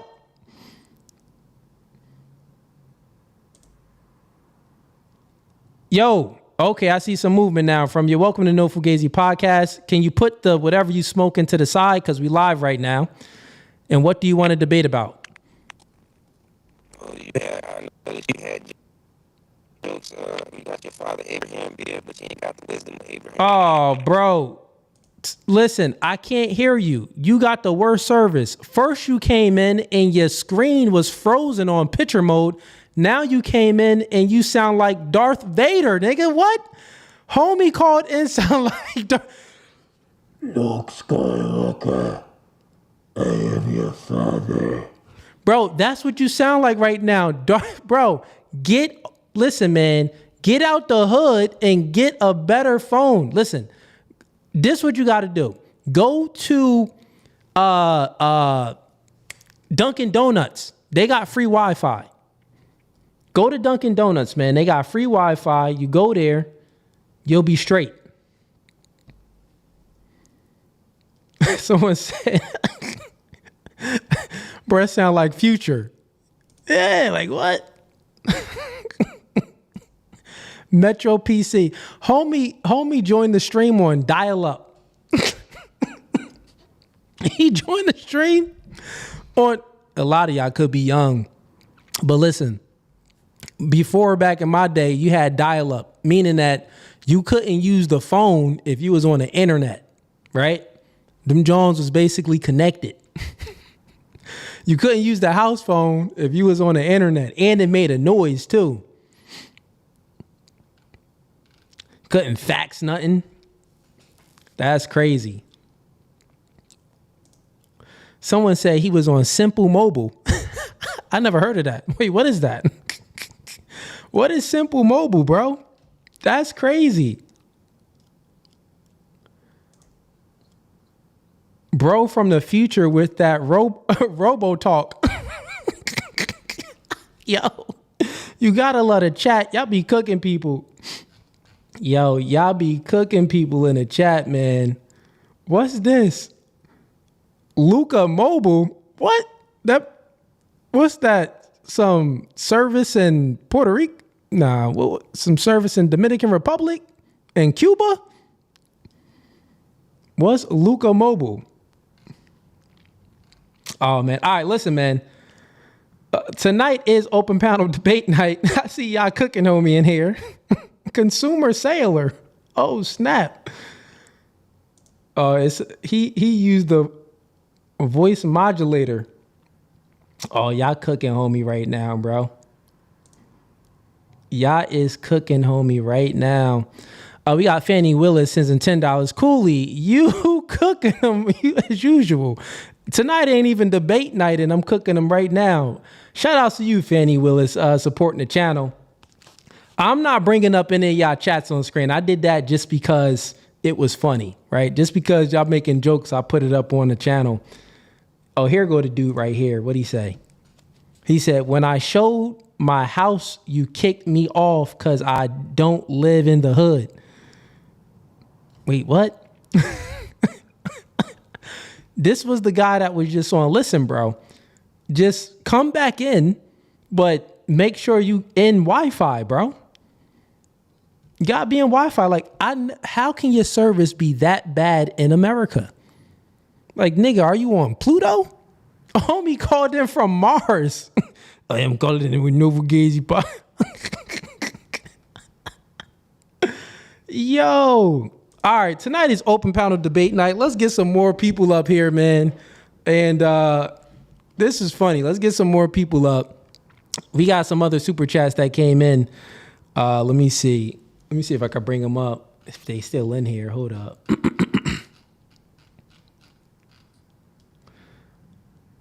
One second.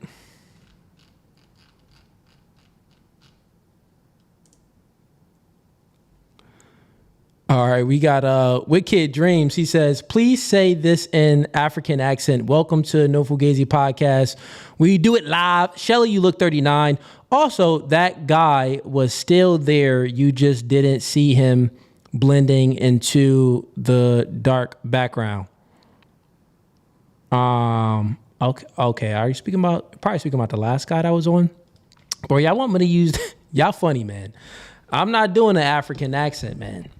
But that is funny. That is funny. Listen, man, you're going to have to play it back when I did it before.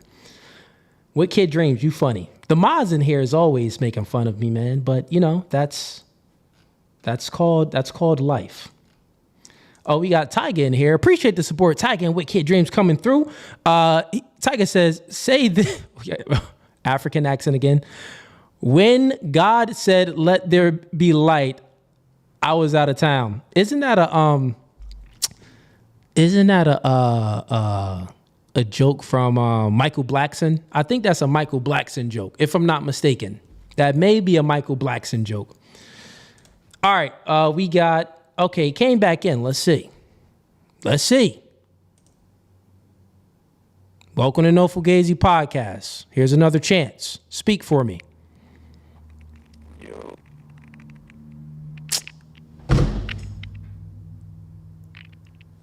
Bro, service did not. Now I think you trolling, man. Now I think you just trolling. Bro, service did not get better. It got worse. Listen, man, go to Dunkin'. Listen, let me tell you something. Go to Dunkin' Donuts. It's free Wi-Fi. And normally Dunkin' Donuts is open 24 hours. the neighborhood I live in, you know, it's $500,000 property. I don't know why the Wi-Fi fucking up, brother. I know what you, bro. You sound like Darth Vader right now. We don't understand you, man. Bro, go in the house. You in your car, go in the house, call back in. It's your second time calling in, so it seems that you do want to debate something. Hopefully it's something good. So just go in your crib and come back in and join the stream. Your service is trash. You jacking up the show, man. You jacking up the show. Even though no one else is backstage right now. We had some people backstage, but their cameras was off. So listen, man, tonight is open panel debate night. So come on up. Don't be scared. How many people we got live right now? Oh yeah, we got 400. We got 400 in here. So 400 people watching me right now. Come on backstage, man. Let's get it. Let's get it. Tonight is open panel debate night. Let's get ready to rumble!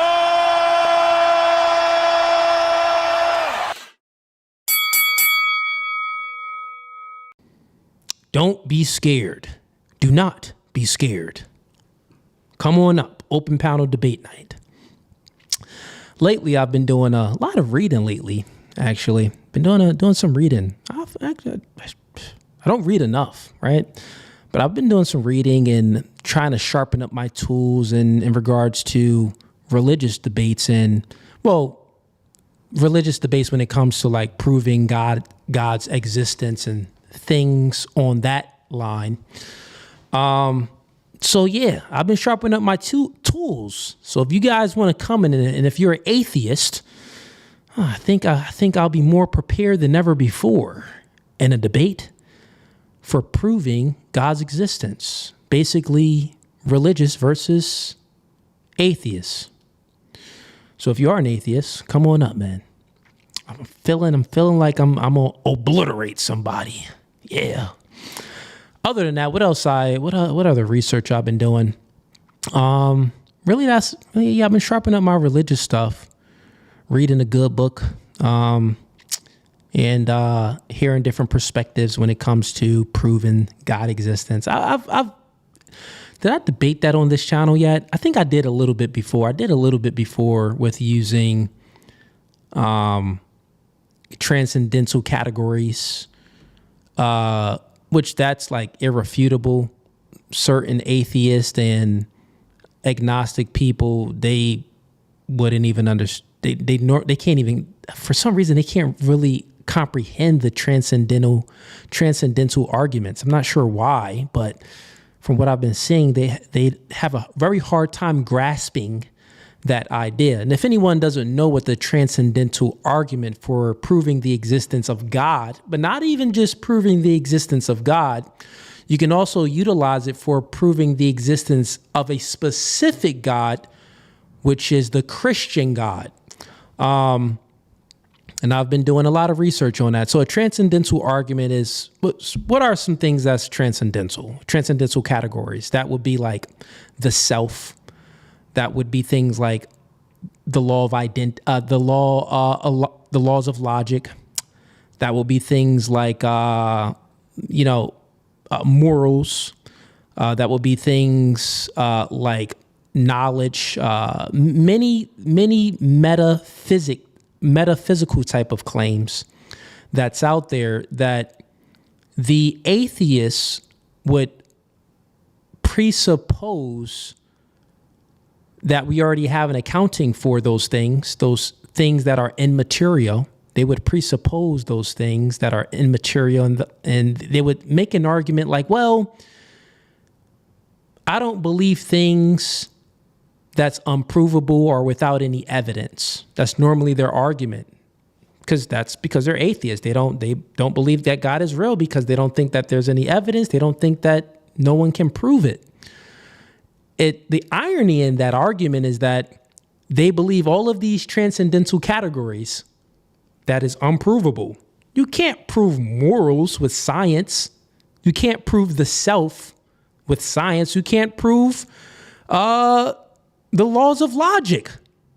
No evidence or proof, scientific data and proof for that, right? So they say that, well, I don't believe in anything without any evidence or any proof, but they do believe in all of these things like logic and reason and morality and, all of these transcendental categories they tend to believe in, but they have no proof or any evidence. So that's essentially the argument, right? So the point is, bringing that up is, I'm prepared. I'm prepared. And even when it comes to proving the existence of the Christian God, oh yeah, man, I'm prepared. I am prepared. I got so many notes on it as well, man. I'm going to have to hit up Sarah from Rotten Tomatoes, have her set up a debate with one of these atheists over there so I can come on shooting from the hip. And I don't even have to use the transcendental categories argument. Transcendental categories argument. I can use many different other arguments as well to dismantle the atheist view that basically we came from nothing. All right. Anyone backstage? Let's see what we got backstage. Man, y'all scared back here, bruh. Y'all scared of Cooley today. Well, let me give you guys an update. So, tonight is Thursday, September 25th.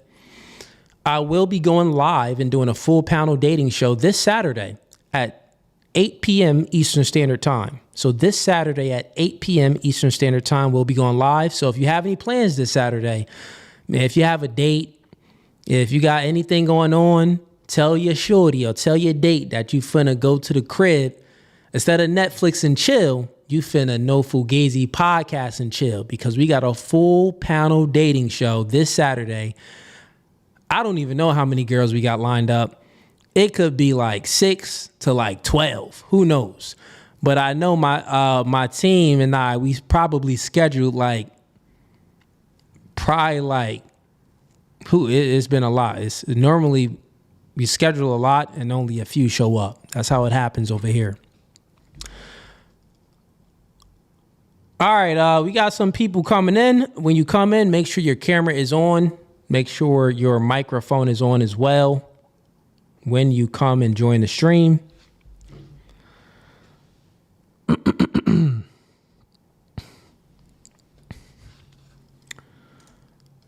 All right, well, since we're waiting for more people to come in, I guess we're going to react to more content. Let's get to it. Let's react to some more stuff then, man. I got y'all, chat. I got y'all. Sometimes you got to give it some time. People be nervous. It's open panel debate night, Dudes be nervous on here. It's funny because in the comments, women have so much to say on my clips, and then I'll go ahead and comment, or if it's myself or someone from my team would comment from my page and say, "Hey, we doing open panel debate night. Feel free to come on up." Men and women, we send those comments to so many people, but they talk a lot in the comments, but they never come up. And I'm speaking about comments on like Instagram and Facebook. But in the YouTube comments, I'm sure we got some haters in right now, because we got 400 people in here. So we definitely got some haters. Haters, don't be scared. Like, what you scared of, man? Come on in. Come on up. What's this?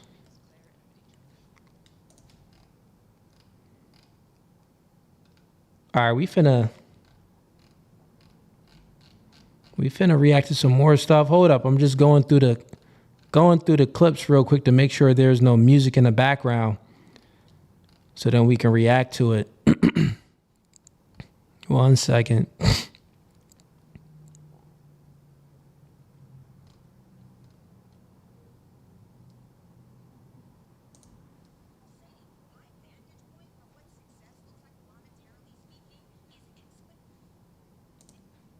All right, let's go ahead and react to this one.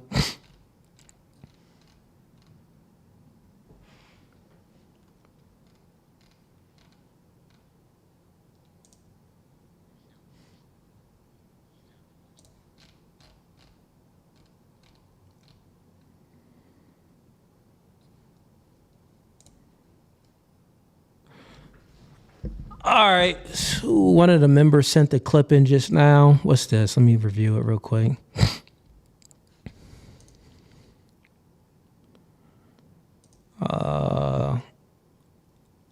Okay, I see you. See you, Stella. Or who is that? Word Unbox? I think that's Word Unbox.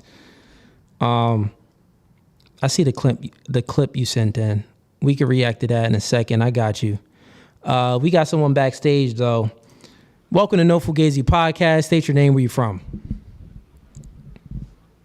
What up, man? It's Mr. Beans. What's going on, Beans? You was here last week, right? Nah, not last week. Last time I was here was when I was cooking up your racist buddy Tiger on the reparations topic. 2 weeks ago? I'm not sure when the last time you came on. Yeah, that was several weeks ago. Several weeks ago. Well, welcome back to the stream, man. And what are you here to debate about? I just heard you make a claim that you could prove the existence of God. I know you can't, so I was going to try to. All right. Well, are you chance to? Are you atheist? No, I'm agnostic. You're agnostic, and for the chat, can you explain what that is? Can you explain your position?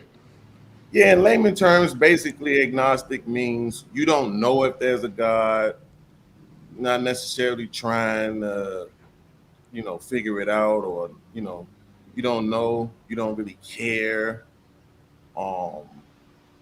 Some people care though, I will say that. Even me, I care. I'm not gonna say I don't care, but I just have accepted that even if there is a God, it would be from a deistic point of view and not a theistic point of view. And so that's kind of just how I leave it.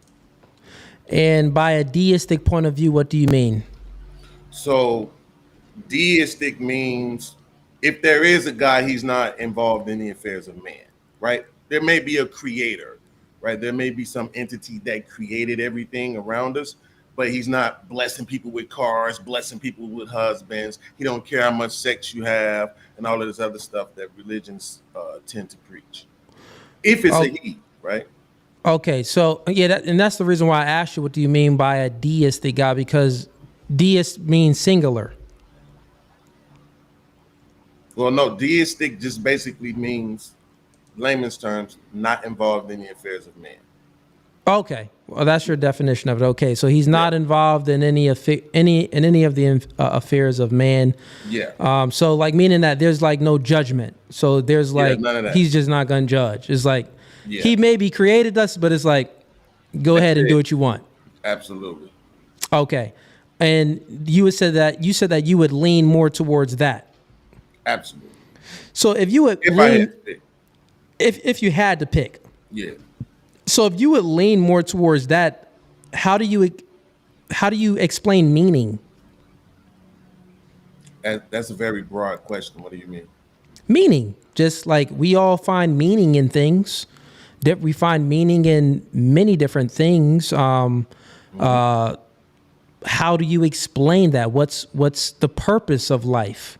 Like if you believe in a deistic type of God where God isn't ruling over us and isn't judging us, then why not grape, kill, and steal and murder, and why not create a lot of chaos if you believe that God isn't judging us? Okay. So now I understand. This is the Andrew Wilson argument, right? No, I mean, maybe Andrew Wilson said this. This is coming off the top of the dome. I'm just taking my shot at him because I don't like him. But the truth is this: experience gives you that, right? Kids understand meaning, right? Have you ever been around children like babies, 2-year-olds? You ever taken something from a 2-year-old and watch how they react? Like a 2-year-old will slap the taste out of your mouth, right? So a 2-year-old understands possession, right? 5-year-old, if they lose something, they mourn about that loss, right? So they understand loss, they understand suffering, right? To some degree, even if they can't verbalize it, right? Yeah, I see what you're saying. So you see what I'm saying? And right now we're talking about babies, kids, right? So yeah. of course, as an adult with experience, you will make your own decisions about whether or not something is good. You have the very people who claim to be Christians are some of the very people who cause mass harm around the country, around the world, even, right? The religion itself wasn't even spread nicely. Right? Yeah, so I say that. So if the way you're explaining meaning, you're explaining it, meaning comes from our experience. And what I'm doing right now is still meaning your position. So if I don't have this correct, just correct me if I'm wrong. Mm-hmm. Meaning comes from experience. You use the example of babies. Babies at a very young age, toddlers or whatever, they know you take something from them, they, may get upset. They have meaning and feelings towards possessions, towards many different things. If the baby is crying because they need to be on the mama's boob, they need some milk. So that's what if you're explaining that human beings, we get this meaning from our experience, and this is what gives us purpose. But from your view, you believe that God created everything with no purpose. That doesn't make any sense. How can a purposeless God create things to then have purpose? Wouldn't you say that since we have purpose, the thing that created us for a purpose? Well, it makes absolute sense. The existence is the purpose, right? Right now, there's a hammer in somebody's toolbox that won't ever be used. Is it meaningless? No, because somebody actually created it at some point in time. And the creation itself, the act of the creation itself served as a purpose in that moment. So just because it's just sitting there dormant and not being used doesn't mean it never had purpose, right? So the existence itself is the purpose. Yeah, but even when you gave your example, you said that through experiences, we learn like what's good and what's bad, things that we like and things that we dislike. Meaning, basically, you're saying that through meaning, we learn morality. Absolutely. Do I got that right? Through experience, we learn morality. I figured that was what you were saying. Which then gives us meaning. Absolutely. So if through our experience, we learn morality and God, you do believe that if there is a God, the God created us without any meaning and without any purpose.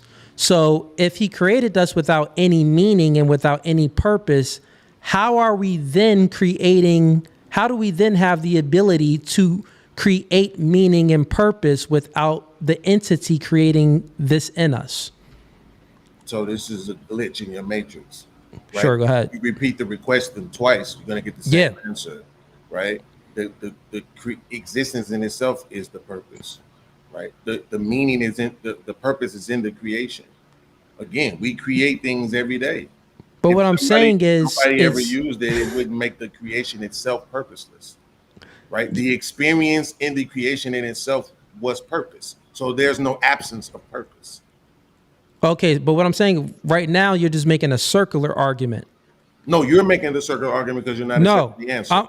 What I'm asking from you is, so if you get meaning out of your experiences, and what you experience gives you meaning, but the entity that created you without any meaning and without any purpose. So meaning that we're using meaning a lot. Look, meaning. Look, I know. Watch this, but meaning that you were created without any meaning and without any purpose. How can you then create? You're saying that human beings can create their own meaning. They can. But it sounds like you're using purpose to suggest outcome, right? Because no, I'm not. Okay, I'm just trying to make sure, because at the end of the day, I've said the outcome is the good or the bad, though. The outcome is the good or the bad. So if you say that human beings, the outcome is the good or the bad, because that's how we make distinctions. So you can experience things, and based off your experience, you create a distinction, whether it's a good experience or a bad experience, right? Yes, but is that universal? And then you even said if it's that would also play into morality as well, meaning that the distinction of what we would perceive due to our experiences, we would put it into a category of good or a category of bad. So then you're saying that human beings themselves are the arbiter of morality, like subjective morality. Absolutely. So you have the wherewithal to determine for yourself, right? Okay, so then morality isn't objective, then it's just self. Well, not really. It's a lot of things that we will agree on, and there's things that we won't, right? We make excuses all the time. Why do you have a military?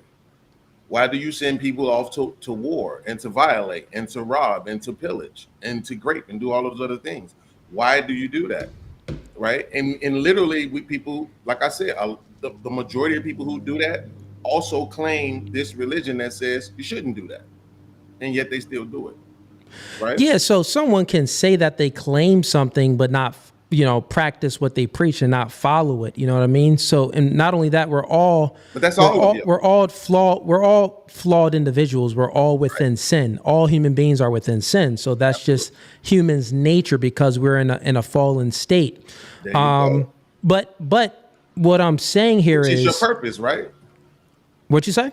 According to the religion, that's your purpose. Your purpose is to be in that fallen state. Not in my framework of as far as religion and how I view God. But real quick, we can get to mine in a second. But in regarding to yours, your agnostic view of believing that God gives us no. We're doing a lot of examining of me when you're supposed to be proving God exists. Well, I mean, we were basically doing it right now.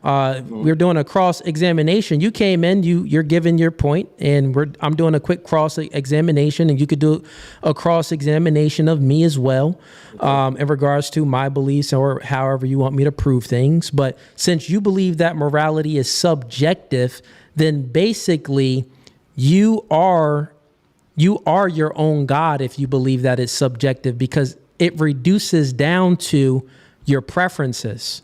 So if you believe that morality is subjective, the distinction, meaning that all human beings themselves can make the distinction of what's good and what's bad, and their distinction themselves is valid. So then who are you to judge anyone else? Meaning that in my household, I'm not for murder or grape. Mm-hmm. For example, in your household, you are for murder and grape. Mm-hmm. So therefore, if it's subjective morality, you can come to my household and murder and try to grape my family, and it will be validated. You wouldn't be in the wrong because you are the arbiter of what's good and bad. Right. Absolutely. Okay. And what that type of view only causes chaos and destruction in society, because there's no grounding morality.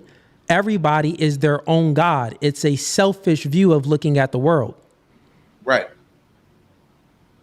Even if I agree with all of that, what is the change? What you say? None of that proves that God exists. Right. No, here's the better part about it. But that's why because what you just described is exactly how we live. And it's the reason why we have something called laws. Right? It's the reason why we come together from a utilitarian perspective and say, okay, we're going to do what's best for the most people involved. Right? Because you live this way and think this way, you live this way and think that way. But just to be on the safe side, let's just say we'll set these laws in place. Right? Yeah. So we would need laws, right, if everything was objective. But we do, because things aren't subjective. Because you would still need laws if everything is objective. Well, that wouldn't make any sense. Everybody would live the exact same way. No, I'm assuming that. Let me put that in. I'm adding that in, right? So if everything was objective and everybody was living by the same objectivity, then we wouldn't need laws. But we need laws because things aren't objective. Because people say, nah, I think this should be okay. I think I should be able to smoke weed, but over here they saying, nah, you can't do that. So here's the difference. Here's the distinction. Mm-hmm. So under your worldview of believing in subjective morality, and you're like, okay, and like, what's the point? This still doesn't prove God. Mm-hmm. Well, right then and there, it wasn't an attempt to prove God. It was to show that a world without God leads to chaos and destruction, because everyone would believe that they are God. So that example was for me to express the effects of a world of without God, of non-believers, people having your worldview of believing that they are God. A worldview like mine that is objective morality, there's one standard of good and bad. And there's a standard and there's consequences and penalties based off solely this objective morality standard, which is the Christian God. And meaning that you still have law and order. People we have free will. You can still choose to obey the law or choose to not obey the law, right? With that being said, how consequences are going to be enacted on people, it would be fair, it would be just, and it's unchanging. It's one standard of morality. But in your worldview, well, the standards of morality change depending on the person. So it's very chaotic. In my worldview, it would create more order than your worldview. That's what I'm saying. And guess what? If everyone followed the standard of good, then the world would actually be good. But your worldview can't even produce a standard that people can follow. Well, it absolutely can, though, right? So here's the thing. When you look at the number of people in prison, guess what percentage of them are Christians? Right? Guess what percentage are agnostic? That doesn't prove anything. I can say the same thing. If you look at the number of school shooters, guess what percentage of them are atheists? I get that you can feel that. So like, think about that, right? No, think about that, right? So let me talk anymore. No, what I'm saying here is that doesn't. My thoughts, right? Sure, but that doesn't prove anything of looking at the effects of someone that say that they are something, but they don't practice what they say. That doesn't show the effects of it. I already said, even in my worldview, it's one objective standard of morality, but people can still choose to go against that standard of morality. So meaning that it would still be sinners. It's still going to be sinners. It's still going to be people that disobey God's order. It's still going to be that.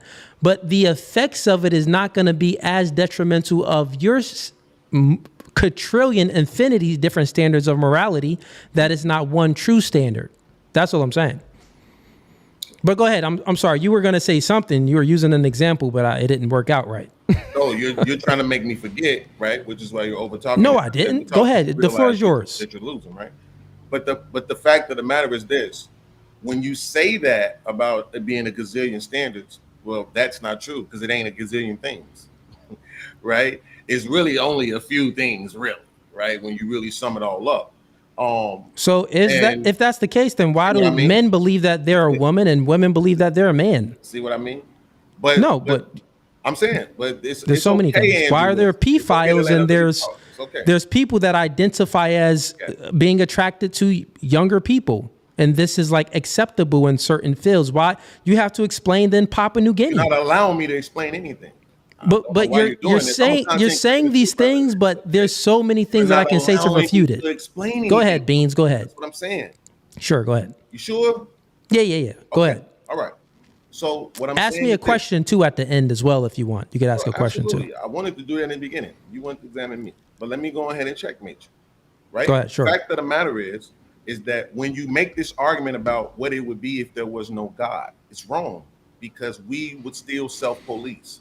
So my question would be, why isn't there anarchy in daycare centers? Right? Want me to answer it? No, not absolutely not. It's rhetorical. I'm sorry. I did pose it as if I wanted. Come on, man. Okay, go ahead. The reason why there's not chaos in daycare centers is because there's still law and order. Even though none of those kids in there don't know nothing about no God, they ain't believing in no God, they don't know nothing about no God, they ain't practicing God, none of that other stuff. They don't know the Bible, they don't know what's in that book, they don't know how to read. But it's still law and order. There's still people in there who are in charge, who set the rules, right? And so they still have to follow that. And if they don't follow that, then they still get punished. That is the thing that keeps most people from misbehaving, is law, not God. Because the majority of people who misbehave claim to know and follow God and believe in God, and particularly in that Bible. That's by the numbers. That's not my feelings. Right? Okay, you done? Absolutely. Go ahead. Okay. Now, an easy explanation for that, Beans, is that when we're speaking about influence creates thinking, and thinking creates behavior. So how was America even found? It was founded on Christian values. The founders was Christian. They were Christian men. So this influenced the society. Now, we had many things that was good, we know, in our American history, and many things that was bad in American history that we all know about. But when you're speaking and you're making the example of daycares, why isn't daycares filled with chaos, but there's actually a lot of order because we have law and order for things? Well, this all streams from Christian values, which the country was built on. So if influence creates thinking and thinking creates behavior, those women that's taking care of those children, they were influenced by the societal norms and the morality that we instilled in the society that comes from biblical scriptures. Now, that's a great response. I'm not going to lie. The only problem with that response is that it assumes that every daycare center is ran by Christians. It's not. No, I didn't assume that. No. That wasn't did. I'm not saying you did. Yeah, but that wasn't even the argument. The argument was that. I got it. Yeah. I understood it.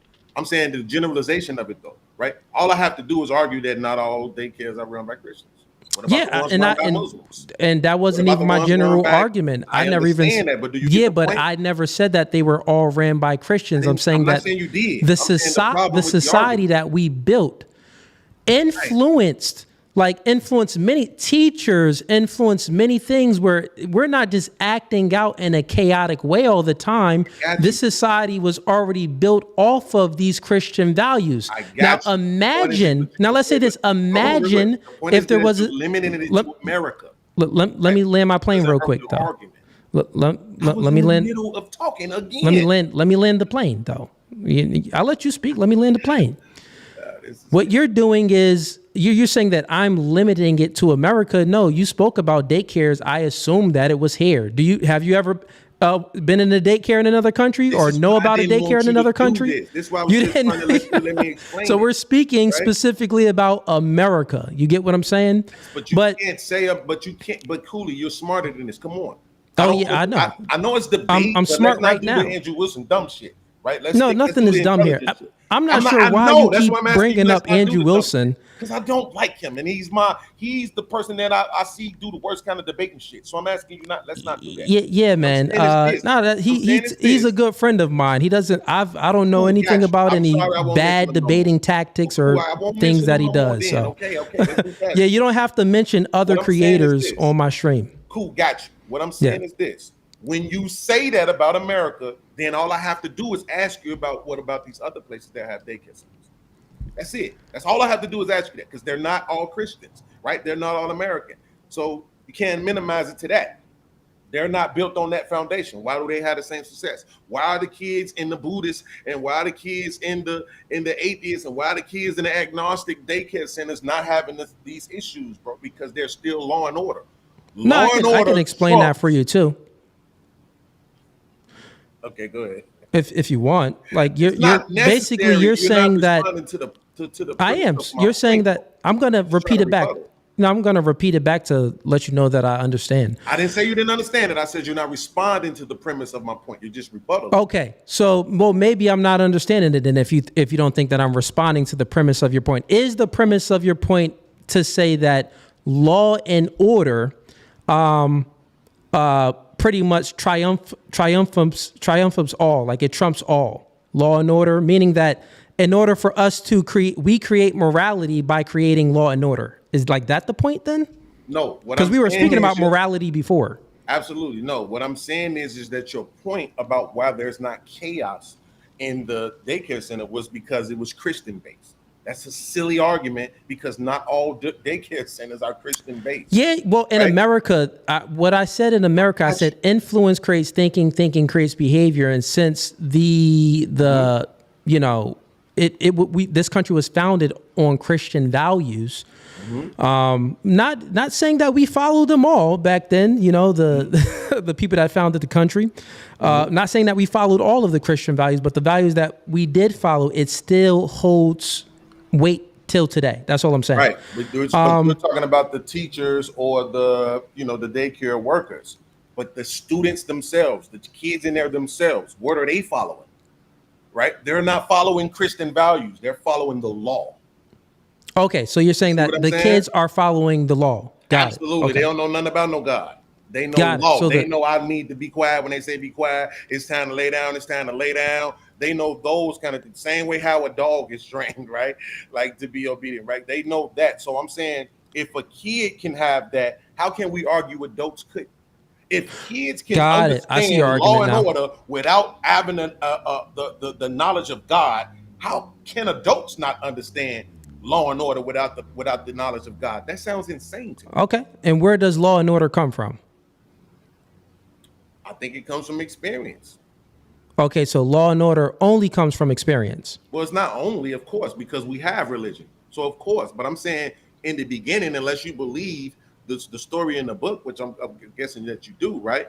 But I'm saying logically, human beings have existed, right? Depending on who you believe for a certain amount of years, right? Either a few thousand or a bunch of thousands, like tens of thousands, hundreds of thousands, even some people believe, right? So I'm saying is after doing things for so long, you realize, okay, some things need to be put in order, right? You can't have, like, to your point, this chaotic thing, right? Even if you say, hey, this religion thing, this idea of God is the best way to control them on the macro level, fine, I might even concede to that. But that still doesn't make it's not necessarily to control, it's to give people purpose. And do people get purpose out of law and order? But wait. What's the purpose? Absolutely. But what purpose do people get out of law and order? Well, they learn how to be humble. They learn how to. That's purpose? Hell yeah. To be cohesive in a society? Yes, absolutely. Because you believe that you're helping build society when you do that. For a long time in this country, the American dream was to be able to graduate from school, go get a job, and work that job for 40 years and retire with your wife after you didn't raise your kids and sent them off to do the same thing. Okay, so your argument is that, like, you would say that, and I'm just asking, do people get the ultimate purpose from law and order? Absolutely. How do you explain judges? Even though everybody in law and order is pieces of shit, but how do you explain them? They believe they're doing something to facilitate society and to help society grow and move forward. Police officers do, sheriffs do, judges do, lawyers so here's do, the thing. do, defense attorneys do. They all believe that their job facilitates the big, and then you have juries, right? When you get that jury summons, that's supposed to mean something to you. You're supposed to have some pride in that, right? I got What are you doing besides either deciding the guilt or innocence of a person? But we treat it as if this is something so great to society. So if we understanding that and saying, man, you know what? The light is red. I'm going to stop right here. I'm going to put my seatbelt on. I'm going to drive the speed limit. I'm going to follow all of these things because yes, people believe that shit benefits society, bro. But now you're going to respond without acknowledging that. Listen, what you are presupposing that law and order itself gives people purpose. There's a lot of laws. Wait, are you saying that I'm arguing that singularly? That's what you just said. Okay, bro. Does your father give you purpose? What does this have to do with law and order? Just yes or no, so we can move forward. Can your father give you purpose? I mean, my father can give me some type of purpose, but that isn't where purpose comes from itself, right? I got that. That's my point. Wait. That's my point. Okay, go ahead. I'll let you just because you say your father gives you purpose doesn't mean your mother can't. So why are you arguing that just because I'm saying people can get their purpose from law and order, that I'm making it a singular argument? I'm not. Got it. I'm not saying that's the only thing. We know these other things exist. People get purpose from religion. Yeah, but I need you to have a linear argument because once again, we're speaking about the law and order argument.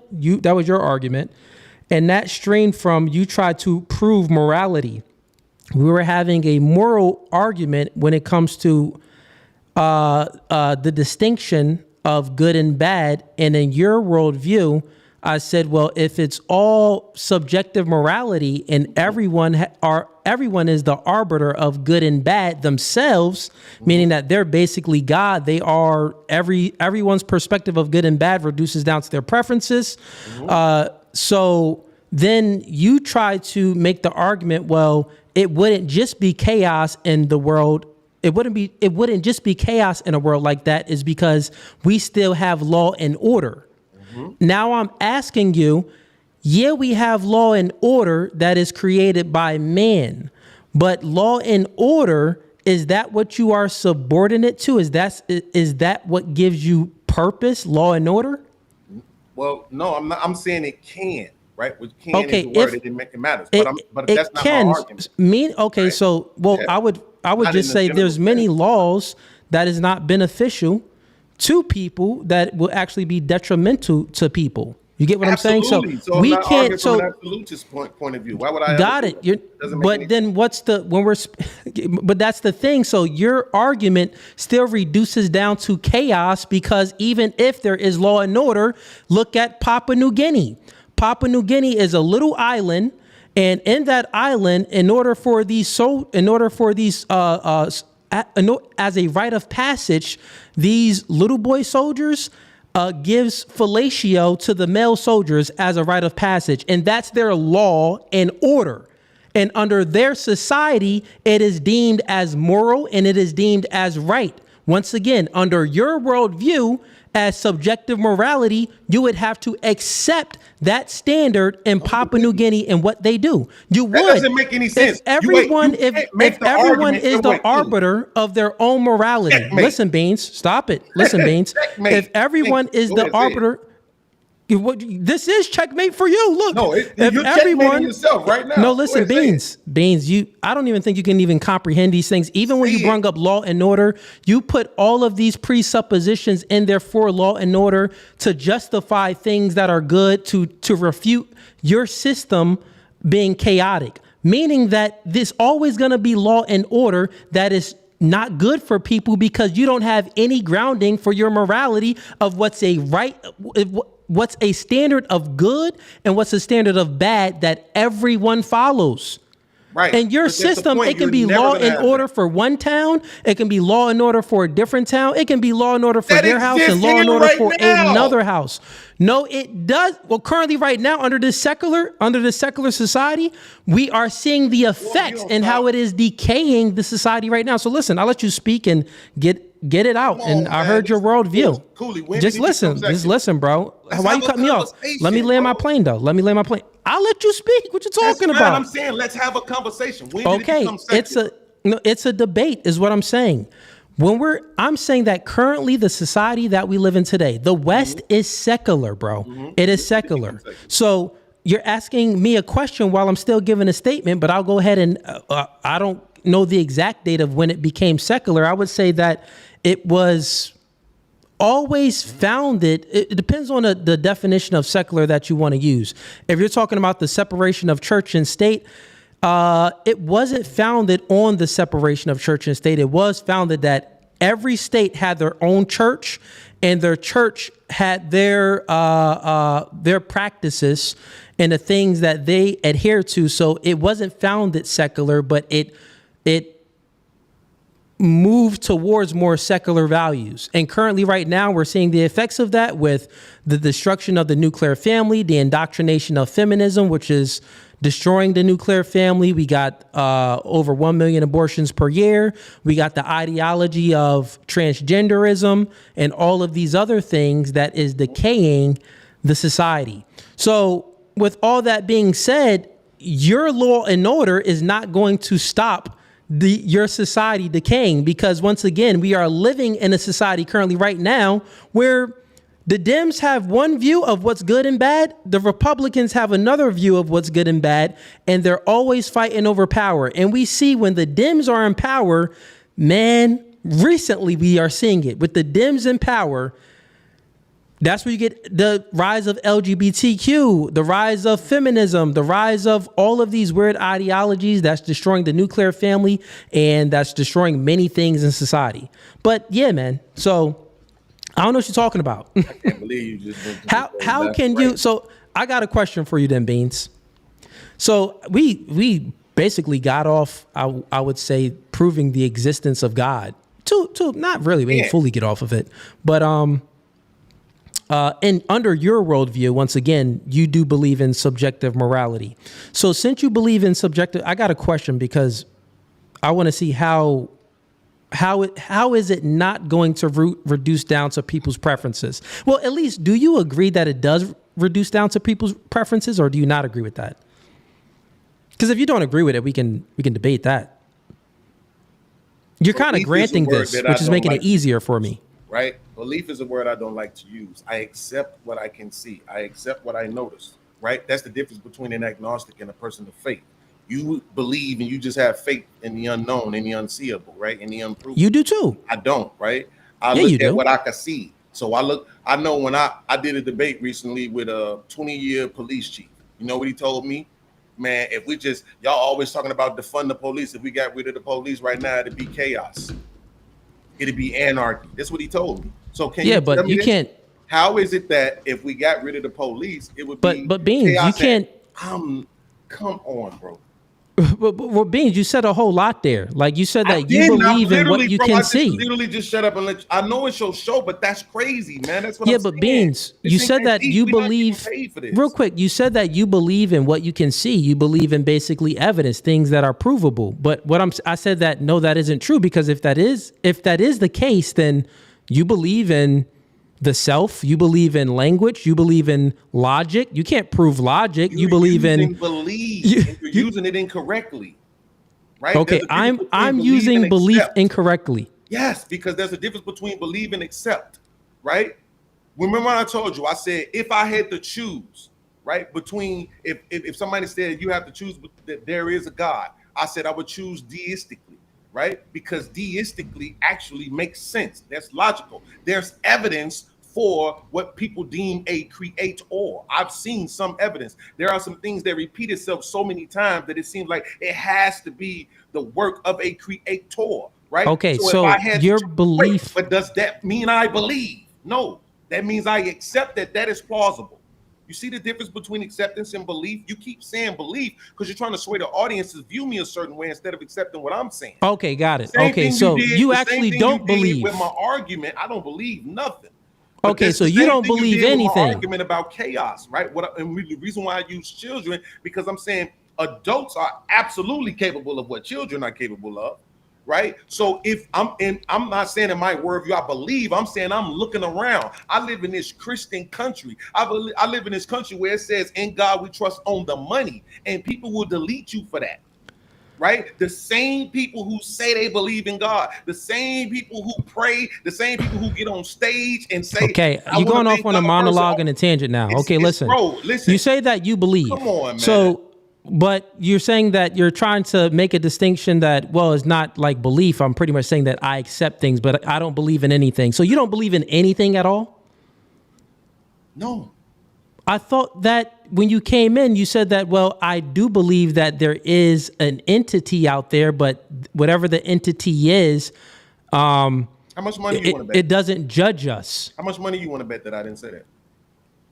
Then why were we speaking about your belief in an entity that doesn't judge? Are you scared? How much money you want to bet?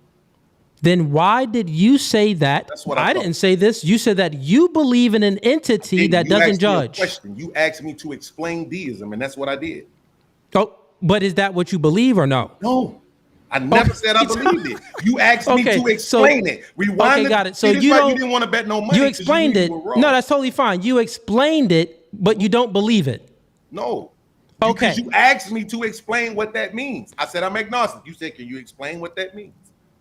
And then I said if I had to choose between a position to look at, you would choose deist. I would choose deism if I had deism. And you said, could you explain that? Well, but if you had to choose deism, do you not believe in deism? I don't. Okay. So okay, look, let me just get this clear. There's evidence. I have actually been shown evidence that makes sense, but I still don't choose to believe it. Okay, so you still don't believe it? No. Okay, so then let me ask you a question. So you're agnostic, and tell me what you're basically saying. You don't believe in anything then? No, I don't believe in anything, Cooley. It's all okay. Once you make the all argument, I want you to know you sound crazy, but go ahead. Wait, the all? I'm saying that like all, like you're gonna say what, you don't believe chickens walk? Like what you gonna do? What game are you gonna play? Like that's crazy, bro. We're talking about religion. Listen, man. Listen. No, I don't believe in any religion. Why are you thinking that I got an agenda here? I'm asking questions so I can understand your worldview. So why you asking me if I don't believe in anything? We're talking about religion. Got it. I don't believe in Christianity. I don't believe in Judaism. I don't believe in Islam. I don't believe in religion. So if you don't believe in any of these things, then how can you trust your own thoughts? Because I have experience. And then how, if you don't, and so you have experiences, then how can you trust your own experiences if you don't believe in it? See what I mean? I told you was. You see what I mean? You see what I mean? How dumb your ideology is? No, you see how dumb it is? No, absolutely not. Look, you said that I don't believe in anything. I don't believe in anything. Well, it's because I have experiences. So, well, do you trust in that? Do you trust in that? So listen, your ideology reduces down to how are you even functional right now? I think that you're just a liar. No, I think that you're just a liar. I think that you're just a liar, Beans. No, you just so don't answer these. When people give you questions, and you want to entertain your audience. You answered it. You answered it, but it's illogical. Do you believe in the laws of logic to be true? I'll answer your question once you answer one of mine. Do you believe in yourself? Do I believe in myself to do the right things? I do believe in myself to do the right things. I believe in a God that supersedes myself. So how is that checkmate? You believe in because you believe in yourself. So why you judging? I believe in many things. I believe in myself and many things outside of myself. Absolutely. My main belief. Outside of me too. Oh, I thought you said you don't believe in anything. I said I don't believe in God. This ain't working out for you. Wait, time out. Really you just said that you don't believe in anything. This is your audience. I promise. I just told you we talking about God. Okay, so when I asked you the question and I said that, so you don't believe in anything at all. Right. And you said, well, at all. Now you're going to say that, well, I don't believe in car. I don't believe in this. I don't believe in that. No, I said, no, anything. And you said, yeah, I don't believe in anything. Right. So you're a liar right now. You're lying. God. I was being dismissive because we listen, even if you don't believe in God, that's totally fine. Even if you don't believe in God, that's what you don't believe in. But so then you do believe in other things. Yes, absolutely. Okay. So now you believe in other things, Beans. Yes, just not wow, God. This guy's so disingenuous. You actually lied. You did lie. The fact of the matter is, when I told you I don't believe in things, you won't let it go. But it's okay. So I'll go ahead and prove God to you. I'll prove God to you right here. Do you believe in the laws of logic? I don't even know what that means. Like logic. You know what logic is? That's not what you asked me. You said the laws of logic. The laws, right? well, logic is, there's three laws of logic, which is logic. It's the law of identity, the law of non-contradiction, the law of excluded middle. Absolutely. And these laws is what grounds us, meaning that logic and reason, you wouldn't even be able to make a sentence if you didn't use logic and reason. Okay. You wouldn't even be able to walk in a straight line if you didn't use logic. Like nothing, your entire world would be chaotic. So I'm asking you, do you believe in the laws of logic? Maybe. I don't fully understand it based off your explanation, but it sounds plausible. Okay, so you don't understand it based off of my explanation. So the law, I'll break it down to you. I'll just explain it to you then real quick and tell me if you believe in it, because I need an answer if you believe in it, right? The law of identity. This means that... Can I ask you one question real quick? Why do you need my answer to that for you to prove that God exists? What does my answer have to do with you proving that God exists? Well, who am I proving it to? I don't know. You. Ask yourself. Well, you're not going to prove it to me. You're supposed to supply the evidence. Doesn't mean it's going to work. And that's, well, if you don't accept certain premises, then like if you say that you don't believe in the laws of logic, then then the debate is just over. You know what I'm saying? See, you didn't just say if I don't believe, you said if I accept. See, that's right there proof that you know the difference. So it's not that I won't accept. What are you talking about? It doesn't necessarily need to change my mind though. I said if you don't believe in if you don't believe in the laws of logic, like what I'm saying, if you don't accept it, but same thing, accept belief. If you don't believe in the laws of logic, then there's no point of having a discussion with you. You're too low IQ of an individual to talk to. So right now you're arguing that belief is indicative of intelligence. No, I'm arguing that your belief in So why do I something. have to believe it to understand it? You can tell me and I can comprehend it. That doesn't mean I have to believe it. Well, what I'm saying here is believing would be actually your acceptance and your understanding of it. That is wild.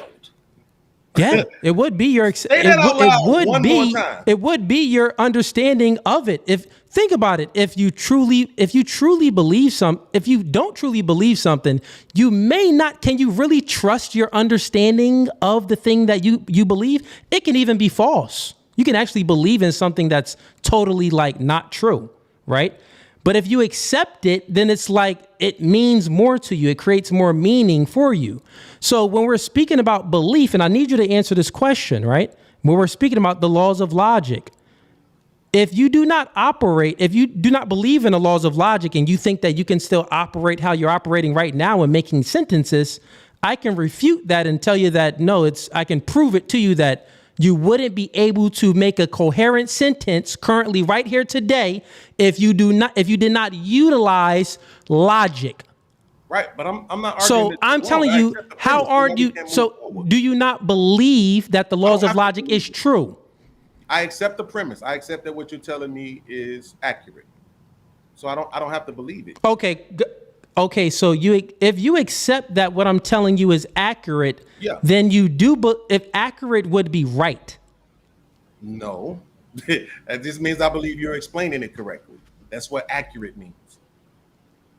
Explaining it in the right way, it would be right. What does it? No, I'm not saying like I'm not putting moral on it right now. I'm not saying right like moral, like good or anything. I'm not saying that. Meaning that it's accurate. It's the right explanation. Yes. It's the right explanation. Yes. Absolutely. Okay, got it. No morality on this right there, but it's the right explanation. Yes. Got it. Now, if you do believe that the way I'm explaining it is the right explanation and you accept this, then if you are a logical human being and you're saying that you don't believe in things that cannot be proved, and you don't believe in things, you only believe in things that you have evidence for because you have experience. You experience something, you got evidence for it. Mm-hmm. Things that you don't see with your eyes and things like that, you would need proof. If there's no proof, you don't believe in it. That's your argument. You're agnostic, right? Mm-hmm. Got it. I'm telling you, all of these transcendental categories are things that you cannot prove and has no evidence that you actually still accept, you adhere to it, and you believe in it, which is the laws of logic. So why do you believe, you do believe in things that you cannot prove without any evidence? Meaning, you believe in meaning. We were speaking about meaning. You can't explain meaning, where meaning actually comes from, why we have meaning, how we have meaning. You can't explain morality, how we have morality, why we have morality, but you then still say, well, we have subjective morality. I can distinguish good and bad. Then you say things like, well, the laws of logic, the law of identity, the law of non-contradiction, the law of excluded middle, all of these things that even allows you to make a coherent sentence is things that you cannot prove, but you believe in it. So you do believe in things that you cannot prove without any evidence. So you lied. I don't know how you think that.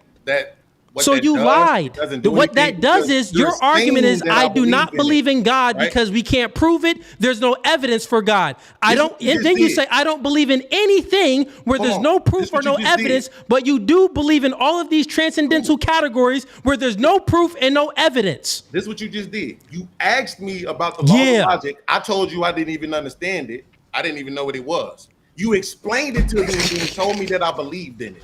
Wait, why am I even debating someone that don't know the laws of logic? It's kind of pointless because you're not even going to understand these arguments. Because you asked me what it was, I told you I didn't know, and now you're telling me that I believe. Look, just because you say that you're losing, look, just because you have low confidence and you say that you're losing does not mean that you're winning. that you're winning. You haven't even taken one with the step transcendental towards proving that categories. God, I right? already proved God. Well, here's the I thing. already Let's look up the proved that definition. there's things without any proof, without any evidence, Believe that is to there accept is as that gives us meaning, gives us logic, gives us purpose, and all of these things. In your worldview, you say that I get purpose from Law and Order. This is what y'all do. I was Y'all letting think you overtalk speak can because, help, listen, bro, I was letting you speak is because you wasn't making any sense anyway. Absolutely, cool. So here's the thing, right? Here's the thing, though. You're saying that It was fun. But here's what believe in means. Believe in literally translates to trust, rely upon, have faith in. That is crazy, right? So again, you're talking about something that I don't know, right? And telling me that I believe in it. If I don't know it, how can I believe in it?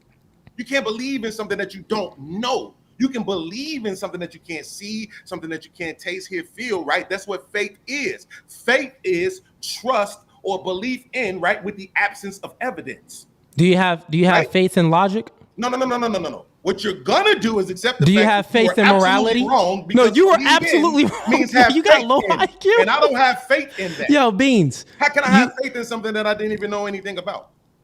Beans, you truly have. You know why you don't? This is what I'm saying. You don't want me to mention. Yeah, his bro, name, I got you, man. do. Yeah, I'm not. You don't answer questions because if you do, it's going to I got you, undermine bro. your It's no whole cussing. argument. I had Beans up here before, so I didn't know he was this unintelligible.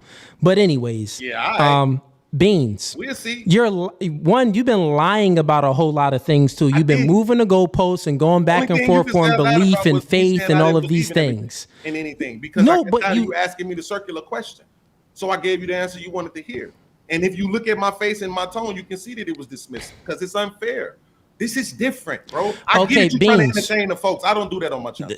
We're not. Listen, Beans. Okay, so let's finish up here, right? And absolutely. I see Even. I see you backstage. I think you probably want to join this conversation. Oh, and OTC Robo, he's not a troll either. That's one of the homies. He be on what's the name of the channel? He cool.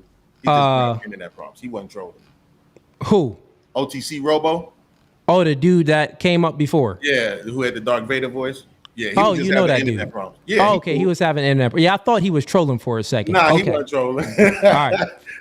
Fair enough. So, I mean, essentially, what you're saying is, and let's repeat it back, because once again, you say that you don't believe in God, but you do believe in certain things. Mm-hmm. What are the things that you do believe in then? I believe that you're being disingenuous to this debate, right? Because you're asking answer the question, bro. You won't answer any, right? But you keep saying answer the question. I answered every question. Answer this question. That's the point. You have What question did you ask that I didn't answer? You asked me if I believe in myself. I said yeah. When did the country become secular? And I've already told you that I don't know the exact date. That's crazy. Yeah, I don't know the exact date of when it became secular. How's that crazy? But once again, to give you exact date, so I need one. I mean, you're asking for a date. The argument that you made. Yeah, but you're asking for a date. I don't. Yeah, I don't know the exact date. I don't know, but and that is me being honest. So real quick, Beans, calm down, Beans. I need you to answer my question. Don't obfuscate or go off topic, man. So once again, I'm trying to understand your worldview. Why? You don't believe in God. Proving that God exists. That's why. I mean, actually, I'm doing a great job just by asking you these questions, proving that God does exist. So let me ask you this question, though. What do you believe in, then? Outside of God, what do you believe in? I told you I believe in my experience. Okay, so, and then from your definition of belief and how you explained it, once again, so you have faith in your experiences? Absolutely. Okay, so you have faith in your experiences. What other words you use into your definition of belief? Absolutely. That's you said faith so far. So yes, but that's the only one I'm using for now. Okay, so faith in your experiences. Got it. So in my experiences, yes. Okay, so within these experience, in order for you to have these experiences, you need to utilize logic, and you always utilize logic throughout every day. Mm-hmm. So do you not believe in logic? I don't have faith in logic because sometimes logic can lead you astray. I believe that logic works, but not always, which is Yeah, why we have but a your balance, right? experiences We have a can man lead you and a astray woman. too. They can. Yeah. Nothing is perfect. Yeah. Including your religion. That's thank you. No, that's not no checkmate. See what Okay, I so mean? fair enough. See what You I say mean? that Wait, see what you I say mean that right there? experiences you have faith in experiences, but it can go left, it could go right, meaning that it could be bad or could be good. And then also when it comes to logic, you said, well, you can act in logic can steer you the wrong way sometimes, so you don't believe in logic. What I'm saying is, do you believe that if you didn't operate in accordance with logic, that you wouldn't even be able to make a sentence today? Yes, maybe I believe that you were accurate in the way that you stated that, but that doesn't mean that, because to be honest with you, I'm not necessarily understanding that, right? Because you have I don't want to use the R word, but you know those other people that's on the spectrum, right? Sometimes they're coherent, sometimes they're not, right? I actually have a brother who suffered a car accident. He had to relearn how to walk, talk, everything for months. He had to blink to communicate, right? Sometimes his mind goes to a place like that's kind of like not in reality. Yeah, I mean, there's always exceptions to the rule. If you're born with a disability, your brain function isn't in accordance to your body function, so you're not operating in accordance to logic. Maybe you can't speak or whatever it may be, whatever type of disabilities you have, or if you get into an accident and something happens with your brain. Yeah, all of that makes sense, right? But Absolutely. Got it. So what I'm saying here is, proving God's existence, I'm doing that with using the transcendental categories, and one of those categories is the law of logic, right? So you can't prove logic. There's no proof for logic. There's no evidence for logic. So this is something that you do believe in without any proof or any evidence. You understand that, right? No, because you keep saying believe in. That, which makes it not accurate. Every time you say that, then that makes your statement not accurate, right? You just said 2 seconds ago that you believe that without logic you wouldn't even be able to make a sentence. So obviously you believe. I said when you this guy explain that, gaslighting. I said when you Let's get explain some that, people you up here, explained bro, it, and have it more fun. Like this, what you? I don't understand why you think. Yeah, let's get. So you being disingenuous, but welcome to No Fugazi podcast. We got Tyga in here, we got Evan in here, and who else we got in here? We got. I'm gonna put you on the screen. Mo girl, Moe girl. Your camera is the opposite way. You can turn your camera around. You are live. But anyways, Tyga, welcome to the stream. Even, welcome to the stream. Any questions that you have? Let's start with Tyga first. Yeah, I was just curious. It seems like we're having the old and tired God not real though debate, and I'm not really interested in that. What I am interested in though is my question to you. I'll make the concession, right? Like Beans, I can't actually prove that God exists. I don't think Cooley can either, right? But you can't prove that he doesn't. And the only thing we can do is look at, let's say, utility, let's say outcomes, right? So I think the proof is in the pudding when we look at different societies throughout human history, right? And it does at least to me, it appears that when societies adhere to Christian ethics, it produces the best outcomes for human beings, just generally speaking. And I mean, would you agree with that, or? No. And why not? The religion wasn't spread in a very altruistic way from the beginning. It was pretty. What difference does that make?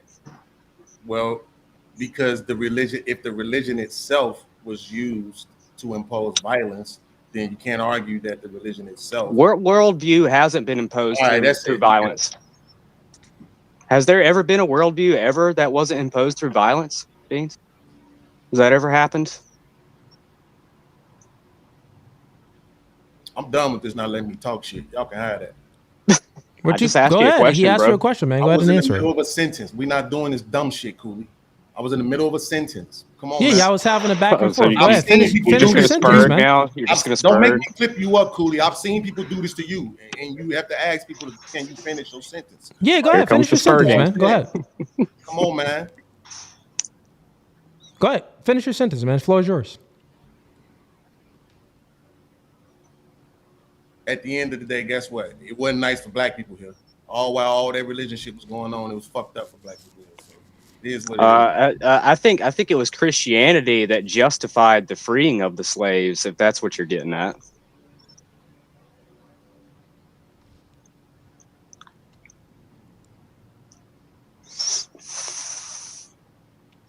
You don't have anything to say, or? Bro, I don't fucking want to argue. It's 11. This is the debate. It's debate, bro. open Why debate you running now. away, Debate Beans? don't mean argue. Have you niggas ever been to college? Call it spurging, call it whatever you want to. Some people don't have tolerance for ignorant shit. Have you ever been in a real debate in college? I bet money you haven't. In debate, they do not do this. You not just. So now you're making an argument from authority. In debate, they definitely do this, Are bro. you What you serious? talking about? You're making an argument from You authority. ain't even been to college. Shut your ass up, boy. Why does somebody have to this have? is what they do. You don't need to go You're to a liar. college to And know you how know to it. debate, bro. We can put a collegiate debate on right now. One person talks, the other person talks. It's not nothing wrong with interjections. But when you just throw a question after question, We just sat here for entire 30 seconds, minute long of you being in silence. Nobody cares, bro. I promise you. I'm gonna have fun. Why you with this shit on my channel crashing tomorrow. out, man? Call Yeah, it why don't whatever you just want to. I'ma why have don't you fun just with it cook on me my like channel you did tomorrow. last time? You remember how you cooked me last time? Oh Why don't you yeah, just go ahead and Tiger cook me is the again? guy that you was Absolutely. debating. Go And ahead. I made a lot of money cooking you up on my channel too. So thank you. Yeah, I'm sure. Thank I'm you sure for being your the racist biased cracker that you audience thought you cooked because Right, they're because just as everybody's unintelligent audience as you. is biased. Yeah, nobody's Yeah. audience is biased but mine. Good argument. All right, that's not what I said. That's not what I Fuck outta said. here, nigga. But You ain't that's not. doing shit by saying Now I'm a Negro. I'm a Negro. I'm a ninja now. yes, I'm treating you like family. That's what you want, right? Cracker ass cracker. Even what's Now up, I'm a baby? cracker too. That's all you do is see hurl you. racial slurs, bro. Yes, that's You- what I do. Congratulations. You just said that You we must don't be know how to logical 'cause you are debate. able to understand English. You just Welcome said to we the don't 3 know how to laws of debate, logic. and all you can do is spurg and throw And racial all you slurs. can But do all right, is bro. blah, blah, blah, blah, blah, blah, with a big ass mustache. So fucking what?